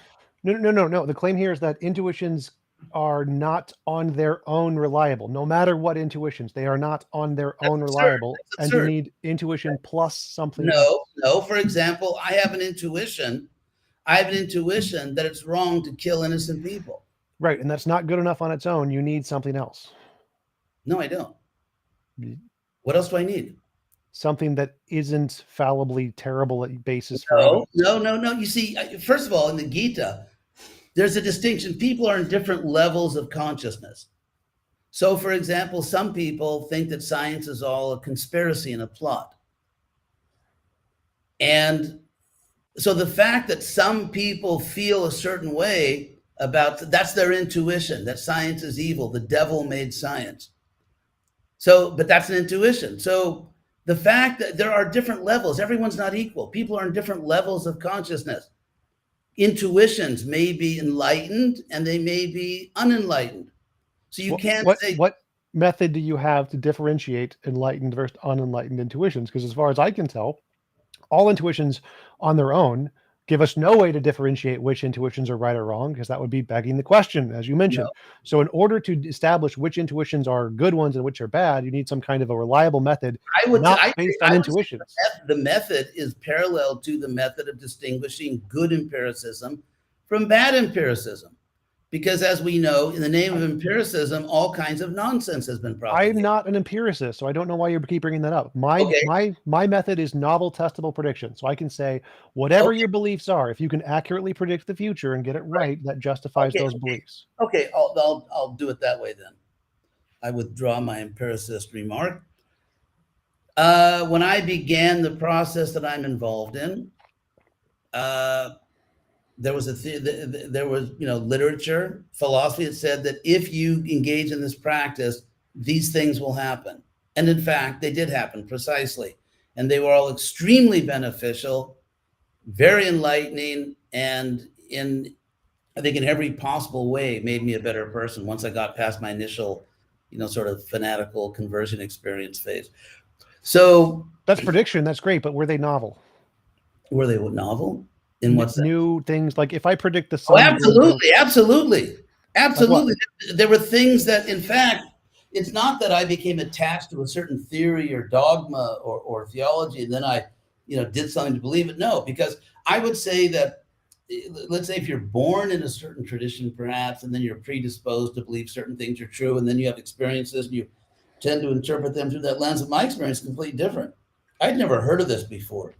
To me, this was something completely new, had nothing to do with my upbringing, had nothing to do with my college education. Well, I don't mean new for you. I mean new in reality. So like if somebody predicts the sun is going to, or what was it? There was Columbus went to the Native Americans and he says, in 3 weeks, the moon will block the sun. Now, Columbus already knew about lunar cycle. So he knew it was going to happen. The Native Americans didn't. And so the fact that he was able to predict it was new for them, but it wasn't new. It was already known by people in the world. And so for you to have evidence of your hypothesis, what you need is a prediction about something in the world that we don't know yet. Nobody knows yet, and be able to get it right. No, I don't. It's actually the opposite. It's just like in a science class, they say, okay, this little experiment's been done 1 million times. Now you do it. And by doing it, you see that there are certain relevant laws of nature which are valid because this experiment worked.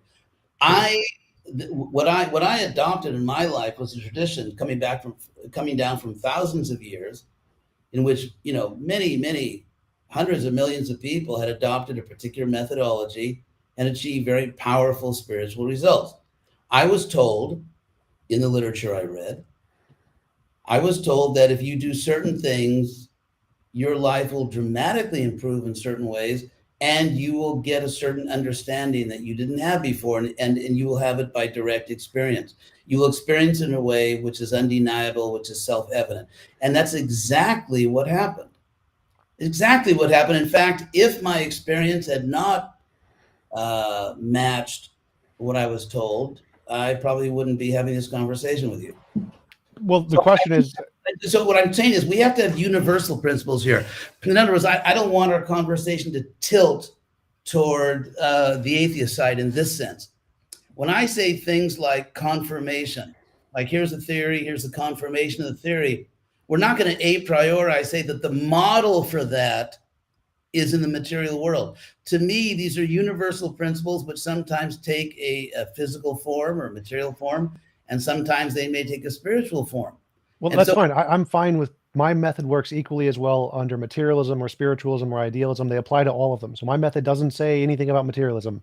It okay, just says able to make novel testable predictions and gets them right. And if you get them right, yes, but any novel, belief you have is no, but justified. novel, but you see, the point of novel is there, to me, doesn't sound rational. Well, okay, let me help you with that one. If I predict the sun will rise tomorrow because of the spaghetti monster, is that evidence of the spaghetti monster? No, Why? because we already know that the sun has, rises.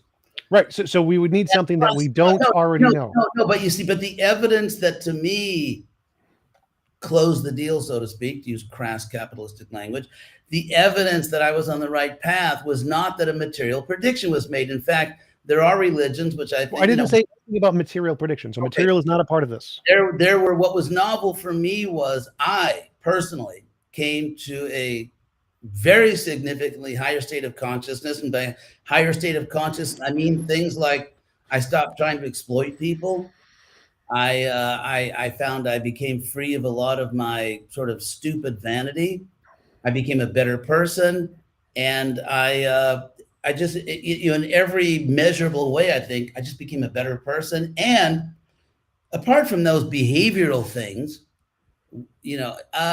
my knowledge, I became aware of a metaphysical background in which the entire universe exists, which I experienced in such a powerful, self-evident way that it would be grossly irrational for me to deny it or to attribute it to like the tooth fairy or leprechauns, because it was just, I mean, in the same way that I know that I'm talking to you right now, I'm not a general skeptic, I'm not a solipsist.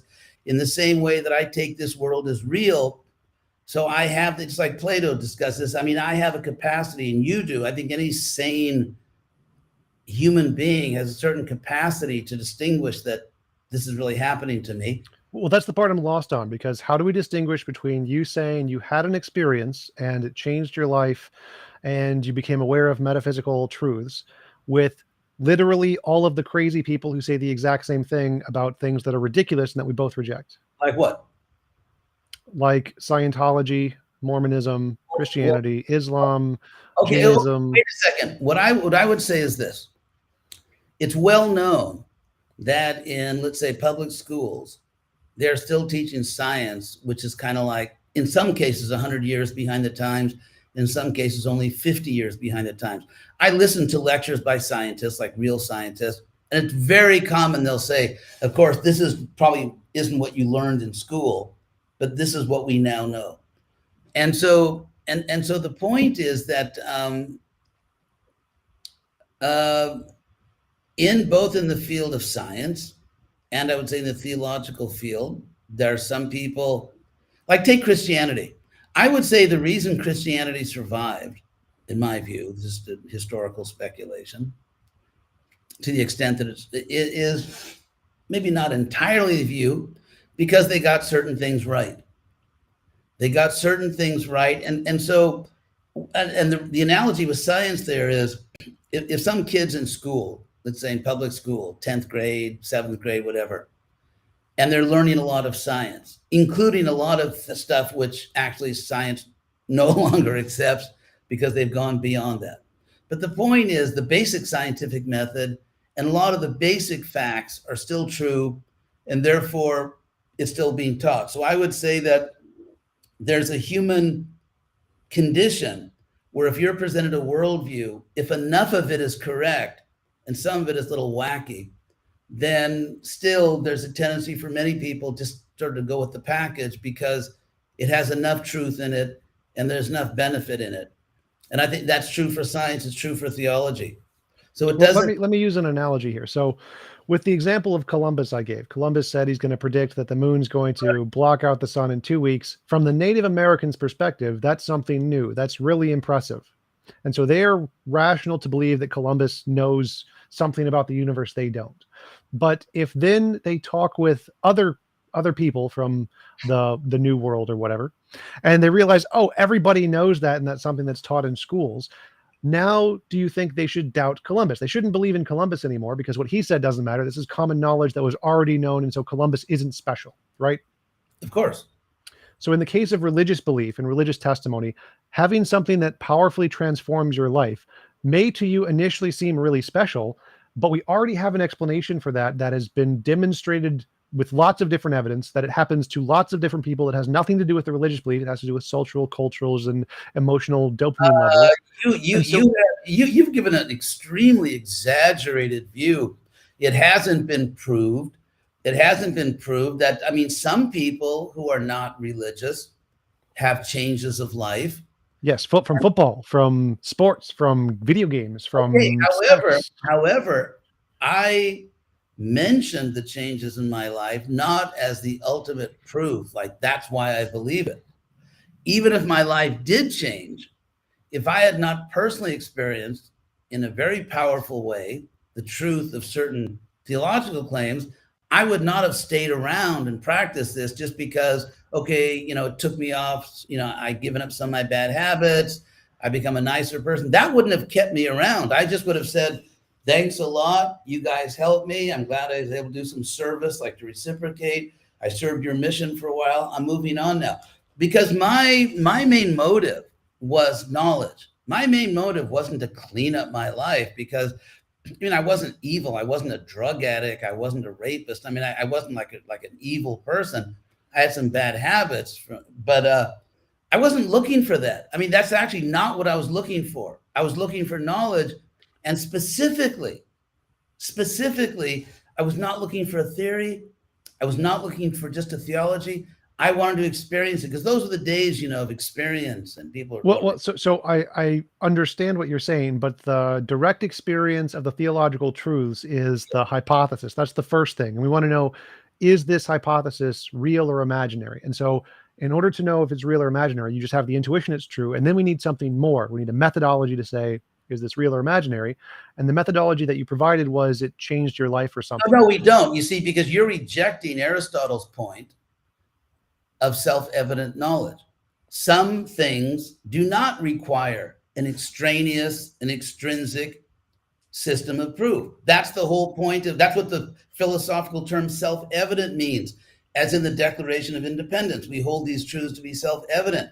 And so what you're doing is rejecting the notion that some experiences are self-evident. And I'm saying, I accept the notion that some experiences are self-evident. In fact, I think that's what I've read different accounts of foundationalism. And I think foundationalism just means you have a starting point, and that starting point could be anything. I know, but I am a critic. I think that in the last, I don't know, a few centuries or whatever it is, I think that Western philosophers, not all of them, but a lot of them have trivialized the real notion of foundationalism. And so when I use the word foundationalism, I mean, you brought up a reasonable objection, but so therefore I have to clarify that I don't mean foundationalism in the, frankly, somewhat trivial sense, in my view, that it's come to mean. And so I'm using it in a much more robust sense, that there are some experiences which are so powerful that they are self-evident to that observer. Right. And so my objection to that was that we have defeaters. We've proven that wrong because of the tens of thousands of fallacies, biases, illusions. You don't have defeaters. You see, what you're doing is what you're constantly doing is taking what I'm saying, putting it in this huge category, and pointing out that in that category, some of these views have been defeated. Therefore, everything in the category has been defeated without any serious attention to relevant differences, which can be historical, which can be psychological, which can be existential. So you're just making these big, broad categories. Everything gets thrown into that box. And since some items in the box have been defeated, the whole box, everything in the box is invalid. And I'm saying that, no, those are very gross generalizations. And well, the relevant differences you seemed to have brought up were, one was that It's a powerful experience, which we know those can be wrong. They're wrong all the time. That it has a powerful impact on people and builds a strong culture. We know those are wrong all the time. That They're not it's wrong all the time. No, I would say they're not wrong all the time. like Because no, I'd say they're not wrong. I don't cosmic zombie Jew, talking donkey, talking snake, world no, I don't flooded. believe it. I don't believe that these, very exotic examples you like to give, they're actually they're entertaining. But I don't believe that these examples can be shown historically to have sustained civilizations. I don't understand what that means. Like, the fact that something sustains a civilization is something we also know has been proven false. Like, there are many things that sustain civilizations, like Mayans sacrificing virgins to a volcano, that No, really no. don't Actually, what we true. find is because we know more about the Aztecs. I'll take the Aztecs. The Mayans are still not as well known. In the case of the Aztecs, who were performing human sacrifices, as we know, in the tops of pyramids, and in fact, most of the people in the region hated them, and they maintained their hegemony by brute force. That's one of the reasons Cortez, with a small group of people, won, because he so easily gathered allies from other people in that region who hated the Aztecs. All civilizations that thrived were done by brute force. So I don't understand the relevance I here. don't believe that. I don't think you could prove that for all civilizations. I mean, I think that you can't confuse two things here. You could have a civilization in which people actually buy into the culture, people actually believe in certain norms. However, inevitably in any culture, some people will violate those norms, some people will do bad things, and So therefore just the criteria you're saying, the differentiating factor is that there is some belief that sustains a culture without brute force, and whatever no, this is, no, these are reasonable. no, it's not what I'm saying. What I'm saying is the fact that a civilization uses violence, state violence, can be police, it can be an army, to defend what they consider to be their civilization, that alone does not mean that a majority of people in that civilization are following the rules of the civilization because of the force. It could be a case. The force thing isn't. So I'm going back to the argument we were talking about before. You were saying that I wasn't considering differentiating factors between different kinds of intuitions, and you said the important differentiating factor of what makes one intuition trustworthy and the other one not trustworthy is the fact that it's integral to a society and helps it thrive. No, And it's no, I didn't say that. I didn't connect those two things that way. okay. What is the differentiating? Because I'm asking about the differentiating factors. What is the differentiating factors Okay, between trustworthy intuitions and garbage? okay. Take America, for example, in which there's, currently so many, different views and so on. So what we can find is some people are relatively well informed. They've actually studied the history. They've considered the social science. They've considered international affairs. They may disagree. For example, someone may have a more conservative view. Someone may have a more liberal view. But because they can agree on all kinds of historical facts, which are non-controversial historical facts, and because they can agree to a certain extent on social science and whatever, they may disagree, but there's a conversation. I mean, I grew up at a time when, for example, at the Oxford Union in Oxford, there was a debate, which you can see on YouTube, between William Buckley, who was sort of one of the leading conservative intellectuals at the time, and James Baldwin, who was one of the leading intellectuals in the Black Rights Movement. And so they had this debate, and what was interesting is they actually they were respectful toward each other. They were both gentlemen, and they debated, and they brought up their points.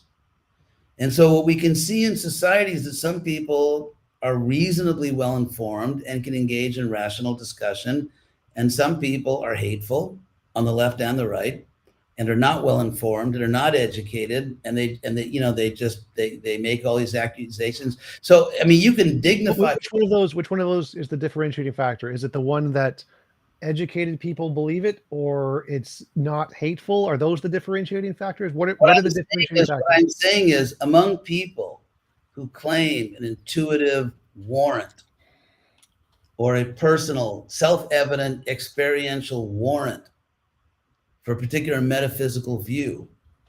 Some of them are thoughtful, and you could say, in the right sense of the word, educated, and some people are not.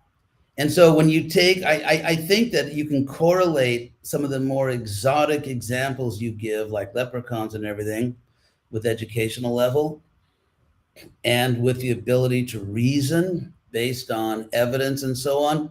And so what you keep doing over and over and over again is taking the most egregious examples of a metaphysical belief, and that stands for the entire category of metaphysical beliefs or of or religious beliefs.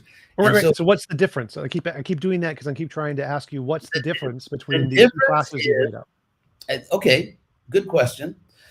The difference is that there is in fact, there's a word for jnana yoga, sort of spiritual practice of knowledge. My personal experience as someone who's very inquisitive and not at all inclined to blind faith, and someone who's challenged many, like, things, you're supposed to do that and you're not supposed to do that, and I've challenged different things and given arguments and done my own research. So I think there's a way of going on a powerful, self-evident, taking Aristotle very seriously there, a powerful, and taking Jefferson seriously, a powerful self-evident experience, but combining that with reason, with evidence, and not blindly believing, not being fanatical, not believing in leprechauns, but proceeding step by step in a reasonable way based on powerful evidence. Evidence so powerful becomes self-evident. And so to compare that to just some person that believes in leprechauns or whatever, I think is really, it's just like the same thing in science. Everything you're saying, it's like me saying, okay, some people, I know you're not an empiricist now, but it's like me saying that, okay, among people that claim who they are giving scientific evidence, some of them are really good scientists and they're reliable, and some of them are kind of wacky. And that's true, by the way. And so, and saying, well, therefore, all scientists are wacky. Just as in the field of materialism or in the field of people that believe in science, there are all kinds of different kinds of people. Some of them are reasonable, some of them are not. Some of them are... Right. So I would agree, but I can say the reasonable ones, by my definition, use novel testable predictions. The unreasonable ones don't. So I just give you, there's the criteria, novel testable predictions. But when you say novel, you see, but I think you're confusing two things. You are taking... No, I'm not asking you to agree with my criteria. No, but I want you to give me yours. What is your criterion? Everything is okay with what you said except novel, because the whole thrust of advancing science is we have a certain body of, let's say, consensus scientific knowledge, and then science, at least, sincere scientists are always trying to push back the boundaries of science, learn new things, and therefore you win a Nobel Prize in physics or in astronomy because of a novel prediction. However, that is not analogous to the whole nature of spiritual knowledge, because wait. So it's a different question. So the reason I'm talking about the word novel. Well, no, I know, but that's not what I was asking. So the reason I gave that was because I can tell you, if you asked me, how do you differentiate good intuitions and bad intuitions? I can say I have a method, novel testable predictions. You don't have to agree. I don't care if you agree, but I'm asking you, what is your method? How do you differentiate the good intuitions from the bad intuitions? And you were talking about there's some difference between rational people using some rational method, but you haven't told me what that is. Okay, fair enough. I'll suggest a few things. One is, for example, that I think that if a person is on a valid spiritual path, whatever it is, it doesn't matter if someone is on a valid spiritual path, their powers of empathy will increase. And not only, I'm not talking about behavioral symptoms. I'm talking about the way they actually see things. It's not just that they're taught in a church or synagogue or a temple that be nice to everyone, but they actually see a oneness of all living things. It's something they actually perceive. It's a knowledge and not just a learned behavior. So you're saying that people with more empathy are more likely to have true intuitions? I'm saying that people who see the oneness of all life, I mean, Are more likely to have true intuitions. with obvious differences. I mean, we know there. In fact, the way Krishna puts it in the Gita is that there are obvious differences of species, of gender, of all ethnicities. I mean, there are obvious differences, but there's a background that within those obvious surface differences, there's a oneness of all life. And that's something which can be perceived, it can be self-evidently perceived. And once I am granted or achieve a what to me is a powerfully self-evident vision of reality, that becomes a testing, that becomes something I can use to test other theories. If someone has a religious view in which half the world is evil because or most of the world is evil because they don't belong to our religion, to me, that's very primitive. And so my question is, you yes, think that if somebody believes there is a oneness of life and they have more empathy, that they have a better intuition about understanding reality than someone who doesn't? absolutely. Absolutely. Okay, so what about people who are very, very evil, but very good at science? It seems like they have very little empathy, but they are much better at describing reality. No, they're much better at describing empirical reality. The point is that science, because the essence of the empirical method is to study things by controlling them and subjecting them to different kinds of stimuli or whatever, just observing them. Therefore, there's no moral qualification. You don't need to be a good person. I mean, Hitler had his scientists, and they were actually. So bad people are very good, or can be very good at getting things right about reality that can be tested. And then let's suppose there's this other realm. No. You're begging the question. What? Bad people can be good at testing certain facts in the world when those facts depend upon controlling nature. That's literally what I said. So again, let me finish this time. Let me finish this time. Let me finish this time. So bad people can be very good at making successful predictions about reality when they can be tested, but there could be more others that we can't test. Because the reason you didn't satisfy me by that is because you're trying to co-opt the word test. I'm saying there are different ways to test things. For example, testing is like control. I'm using it as synonymous with what you said as control here. But so let's say there's another realm. You would still need some way to show that other realm, that there are some true facts and false facts about it. And you haven't done that yet. So we have good reason to believe that the psychopaths can accurately describe reality, but you haven't said that the empathy people can describe this other realm.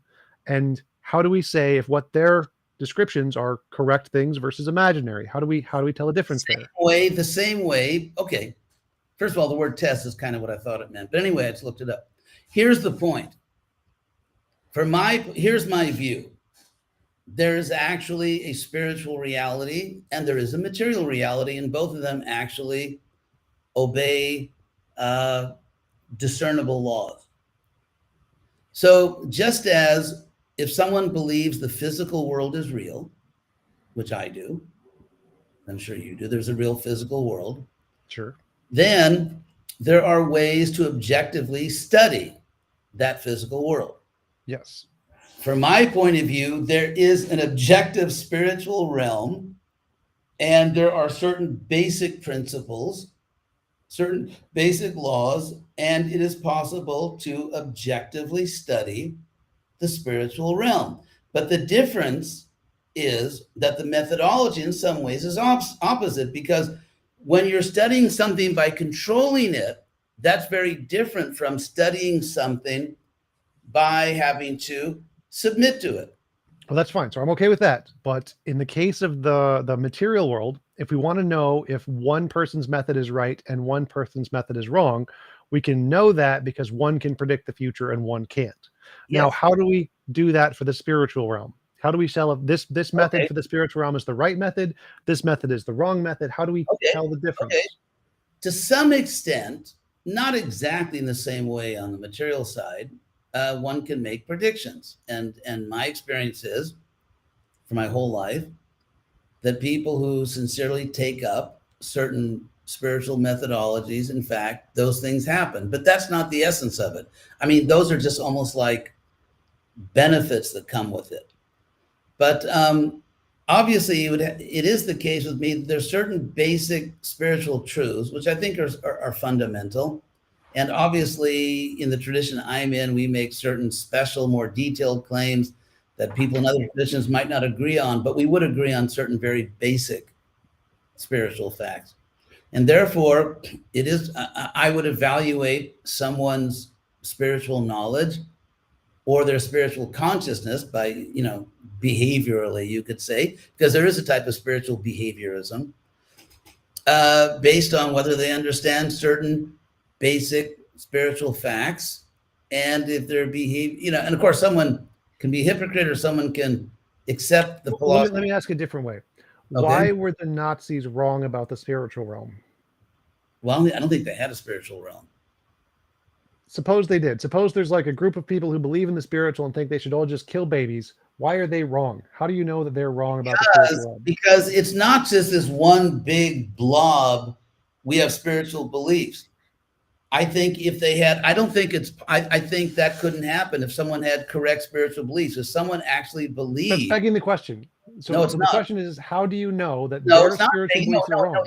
It's not begging, it's describing the foundation. I mean, there's an apparent circularity in foundationalism epistemically, but ultimately, because it's not, they're not mutually supporting things. I'm saying there are certain things which are self-evidently true. So, and one of those self-evident truths is that all of us, every living being, ultimately shares the same spiritual nature, and therefore someone in spiritual consciousness, not the same anatomical nature, certainly, and therefore someone in spiritual consciousness would see the value of every living thing. In fact, the word for, what do they call it? They call it intrinsic? I forget, there's a philosophical word for it. Biocentrism, I think, is a word one philosopher coined. In other words, I would say that every living being deserves moral consideration, because every living being because life itself is ultimately spiritual and not physical, that our bodies are simply conducting and providing a mechanism through which life can manifest and consciousness can manifest, but matter itself is never living.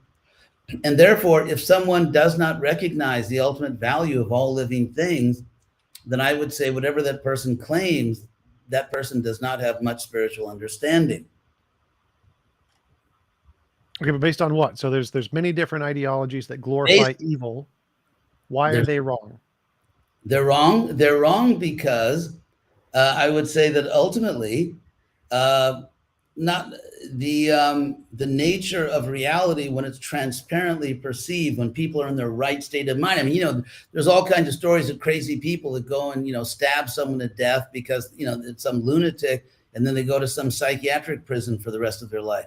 I mean, people can think that they should do all kinds of things. And I think people like Putin, really, should be in a psychiatric prison or something. So I think that when you see, it's like when you see, let's say if your eyes are functioning properly, you perceive the sky as blue.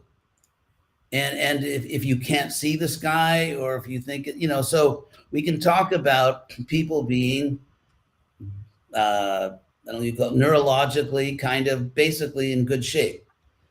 And so they can measure distances, they can drive a car. They're not impaired in a way they can't. So in the same way, there is an objective spiritual reality. And therefore there can be a whole spiritual science built around, because you can't have a material science unless you have a law-abiding physical nature. Well, there's many evil people who are very brilliant. Joseph Goebbels, very brilliant. Yeah. Goebbels. But so there's the fact that they have a very well-functioning mind doesn't seem to correspond to them being moral. But if I wanted to say, if you asked me, how would I tell the difference between this person's methodology and this person's, who's right? I'd say novel predictions. Whichever one can predict the future is the right one. Very simple, very easy. But no, that's not the way it's done. For me it is, but I'm asking for you. For you, but if we give Joseph Goebbels versus you, logically, no, because take Goebbels, who obviously, unfortunately had a rather evil incarnation. If you take Goebbels, he obviously fails almost practically all the spiritual tests. And so it's just like methodology. For example, what are the tests? So like my test is novel predictions. What are your tests? My tests are that there's certain basic spiritual facts in the universe. And that if people in any tradition or in no tradition, actually someone could even just not even be a theist in any tradition at all. Like, for example, the Jainism. What are the tests? How can I know that I'm getting wrong? I'm getting to that. Jainism, it's fun talking to you.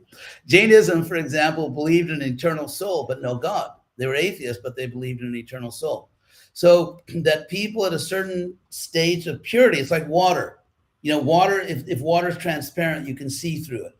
If consciousness is transparent, you can see what's actually there spiritually. And so what's actually there is that there is a unity of life, ultimately, not in our present physical condition. We're obviously very different. And I don't mean a oneness. I don't mean we all merge into each other either. I think, individuality is permanent.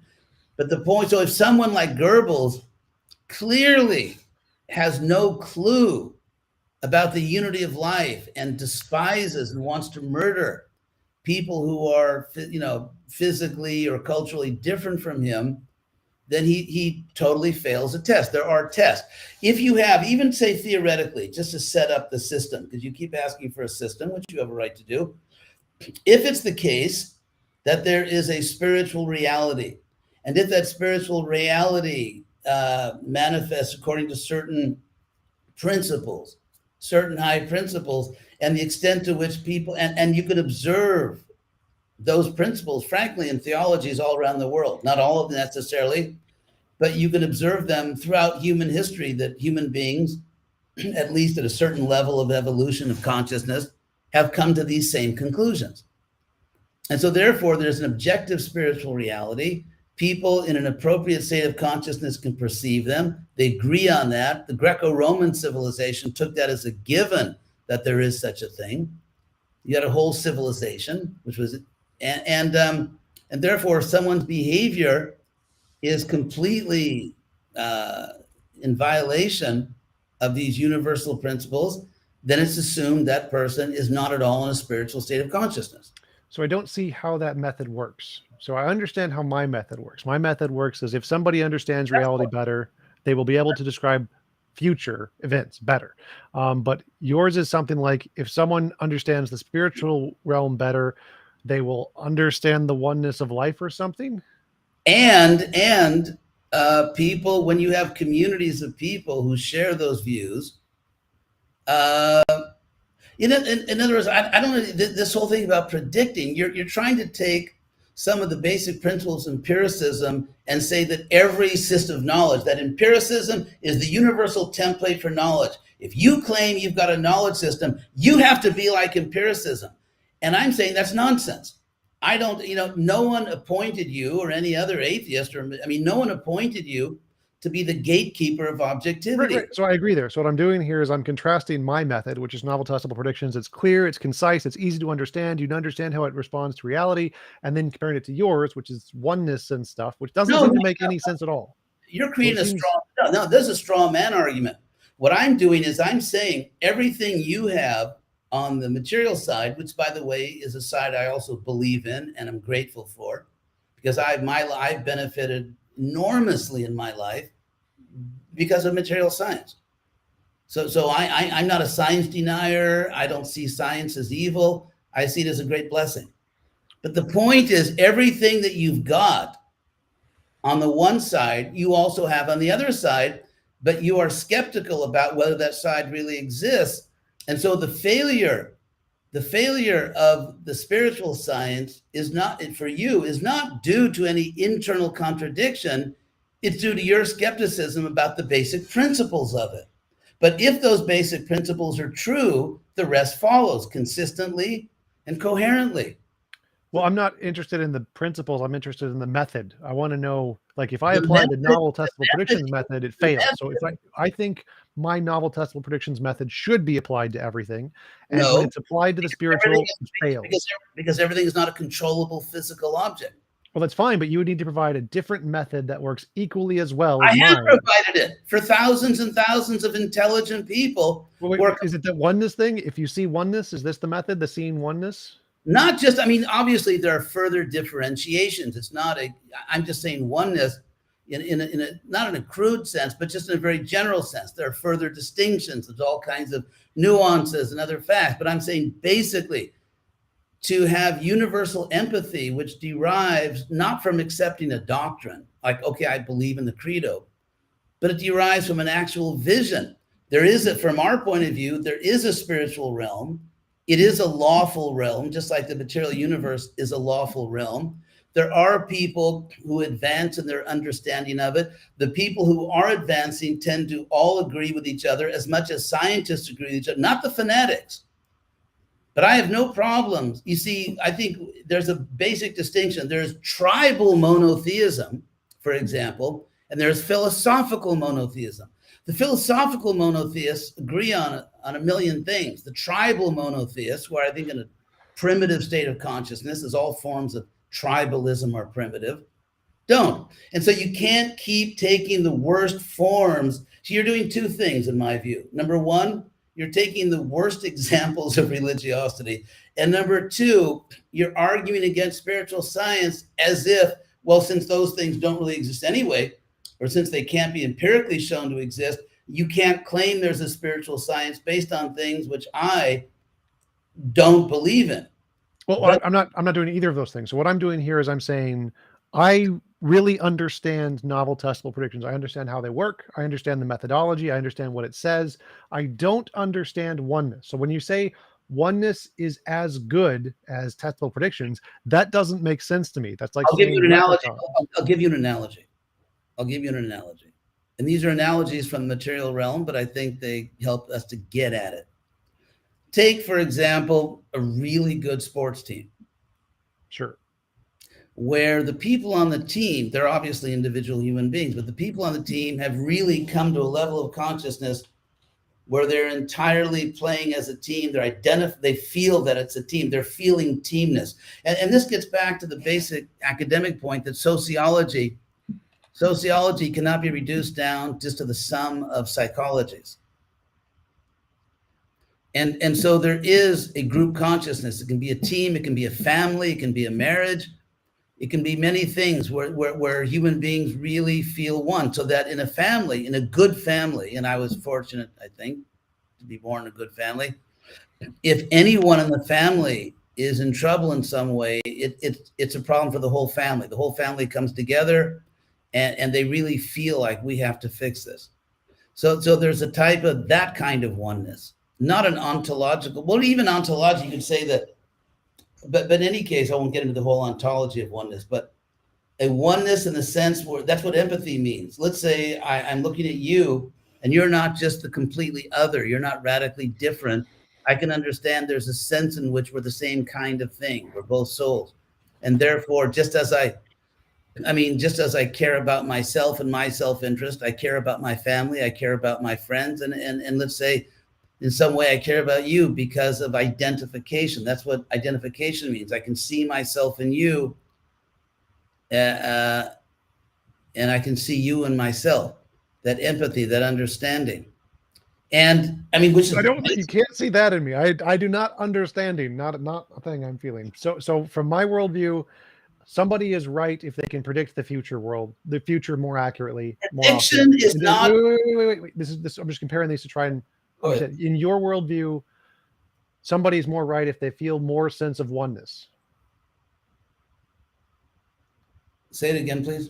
So in my worldview, someone is more right if they can more often predict the future. In your worldview, somebody is more right if they feel more of a sense of oneness. That's just one symptom. It's if the ability to empathize with all living things is a symptom, it's a characteristic of knowledge. It's not the whole thing. It's just one symptom. There are other symptoms. And so, yeah. And so if it's the case, as in the Avatar movie, if it's the case that there's actually a unity of life, there's some way in which all living things are somehow united, ultimately from the highest perspective, then the ability to recognize that is a symptom of higher consciousness. And it's something which, frankly, there is huge agreement on among people in many different spiritual traditions. And there are also fanatics in every tradition, including mine, who don't see it that way. And so therefore, thinking that, for example, men and women are just different, period. That's like the final word on it. They're just different. People of different races, people of different ethnicities, people of different nationalities, different ages, they're just different, period, is a lower state of consciousness than seeing that, okay, different ages, races, ethnicities, even species, but there's a sense in which there's a unity of life. That's a higher understanding.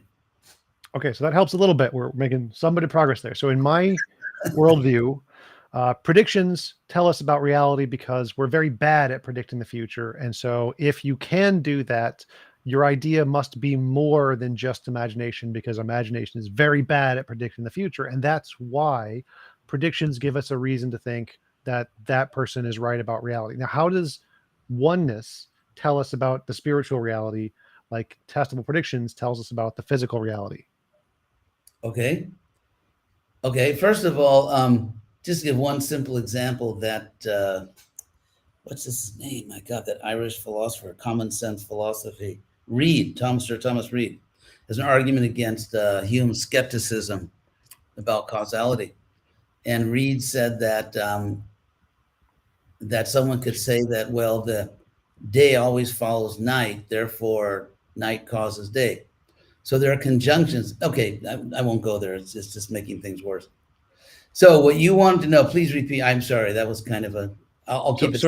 Yeah, the reason I think testable predictions tell us about who is right is because we are very bad at telling the future. And so if somebody has some ideas that can accurately predict the future, that's a good reason that those ideas are better than the just imaginary ones. Yeah. Although it's also true that there are many examples in science where they had a theory and it worked to some extent, and predicting the future turned out to be wrong.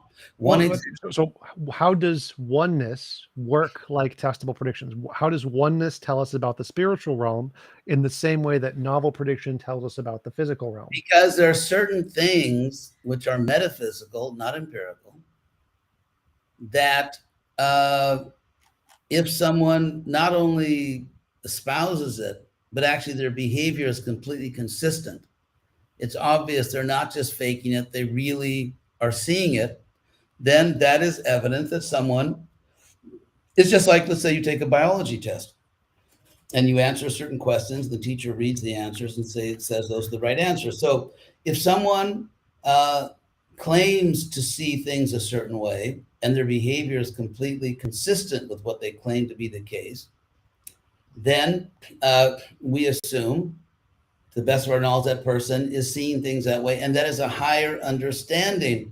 Whereas not seeing that, because someone in that higher understanding, the oneness of life, obviously, can stop at a red light and go to green light. I mean, they see everything in the empirical realm to the extent their senses are functioning properly, and to the extent that they've learned a bit about it. So it doesn't preclude that. So you have all the empirical knowledge, you accept the empirical knowledge, you take advantage of applied science, whether it's dentistry or whatever, but at the same time, you see that there's a background, a spiritual background. So it includes the empirical and goes beyond it. And as far as the fact is, the reason that not no one, okay, take out the hyperbole. The reason that the majority of people don't feel they need permission from empirical proof is because of their experience. And those experiences vary according to the level of purity of the consciousness, just like water in different states of purity, water is more or less transparent.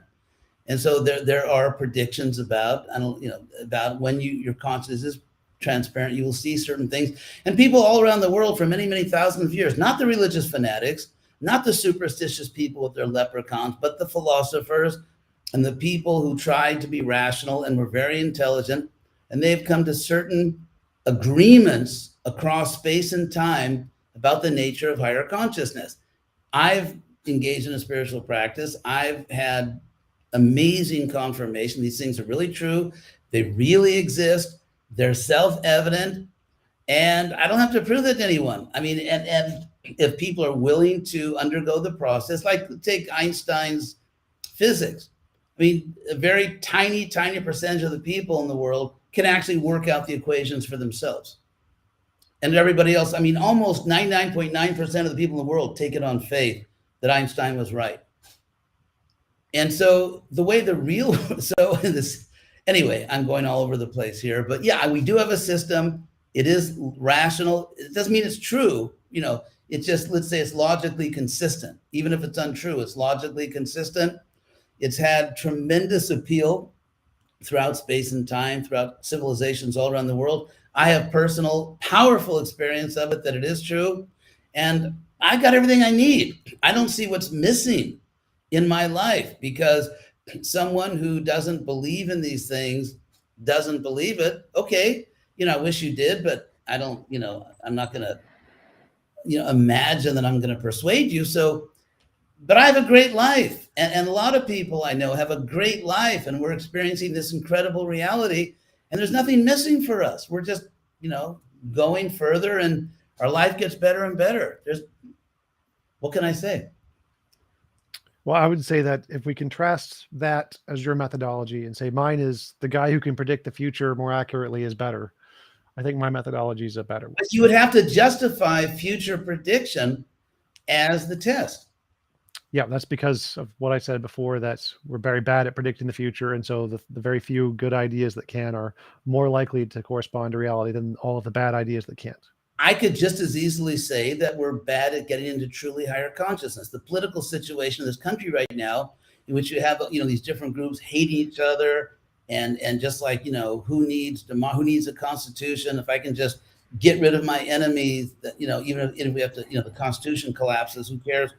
What I'm saying, and I'm not talking about one side or the other, what I'm saying is it's just as difficult. There are many false predictions. Science has made, you know, many predictions which were false, and many predictions that are true. And I give credit to science that there's at least still enough integrity in the scientific community that the true predictions tend to win out. And so, but again, you have borrowed a methodology, or taken one from the empirical realm and said that this is universal. It's not universal. Predicting, although we have predictions. I mean, it was predicted something would happen in my life. I would learn certain things. I would come to experience, and I did experience them. And they're self-evident truths. So, I mean, we could talk about predictions too. That may not be available to you because you've chosen that that's not your path. Fine. You know, it's a free world. But the point is, I was told that if you engage in this process, you will come to see and understand all kinds of things. It's like if you're pre-med in college and you're told if you just follow this pre-med course and then go to medical school, you will learn everything you need to know to be a doctor. And if you're a reasonable student and you go to a, you know, decent school, it actually happens. That's exactly what happened in my case. If you take to this path, you will come to personally experience in a self-evident, irrefutable way certain powerful truths about reality. It happened, and it's happening to people all around me, and they're really happy, and they have great lives. And so that didn't happen for you. It's not something you believe. It's not something you're going to choose. You know, that I respect your free will. I respect your independence, but it's absolutely happening for us, and it's available to other people. So, you know, the material, here, just say hypothetically, if it's true, as our books of wisdom teach, that actually the spiritual realm is a higher realm. Because, and in fact, it's sort of Neoplatonic, that the material world is actually kind of like a reflection of the real world. So in that case, we would expect that the methodology for reaching the higher knowledge is more demanding than the methodology for reaching the physical knowledge. Because as you said, and as I agree, there isn't really any, let's say, discernible moral requirement to be a scientist. We hope scientists are not evil, like Hitler's scientists, but you can be a good scientist even if you're a jerk. And so, but you can't be a jerk and get spiritual knowledge. So in that sense, it's more demanding, which doesn't mean it's less objective. To say that something is more demanding or has certain moral requirements which are not present in other fields doesn't mean it's less a science. It just means it's more demanding. Unless it's wrong. I know you think that, and I know that brings up Tim West asked a question. Sure. How could you discover that you were wrong about your self-evident truths? Okay. I think the same way I could discover I'm wrong about an empirical truth. If evidence was presented to me which refuted what I previously thought was true. So now I'm living in a certain spiritual worldview. And if I had an experience which was self-evident to me or somehow could be proved to me that, well, you thought this, but actually it's not true. And I'd have to experience another truth which clearly is superior. I mean, even in the tradition I'm in, I'm actually known as a skeptic. You know, it's ironic in this context. But there are many things I was taught, like, I mean, these are trivial things, but like you have to dress a certain way, or you have to perform certain rituals, or that, you know, even things about like almost similar to leprechauns. I have to give you credit for that, you know. So, and those things, I just said, no, I mean, it makes no sense to me. And I've only accepted those things that do make sense to me. And many, many people who tend to be educated people, who tend to be more thoughtful people, agree with me. So I don't have an uncritical, omnivorous approach to an ancient tradition. But so if you can show me a truth that I can experience, not just an argument like, well, you can't predict the future, so you haven't got a real science, that's not persuasive. But if I have an experience of something which shows that what I thought was true is not, then I would be morally required to adopt the new knowledge. Gotcha. Well, we have been going for about 2.5 hours. It was a great conversation. Really appreciate you coming on. Do you want to give any links or references where people can find out more about your work? Well, I do have a website, which a lot of your fans may not find fascinating, but it's hdgoswami.com. And I want to thank you because, as I said when I talked to you earlier privately, that this has been a very, very different experience than the horrendous experience I had speaking to a somewhat bestial atheist. But so I'm really glad that we got to talk, and I appreciate your openness and your reasonableness. And, you obviously stick to your points, but we had a good conversation. I think this kind of conversation is really something I think very positive for the world. So thank you for doing that. Absolutely. Thanks again. And I hope you have a wonderful rest of your day. Yeah, you too. Thank you. All the best.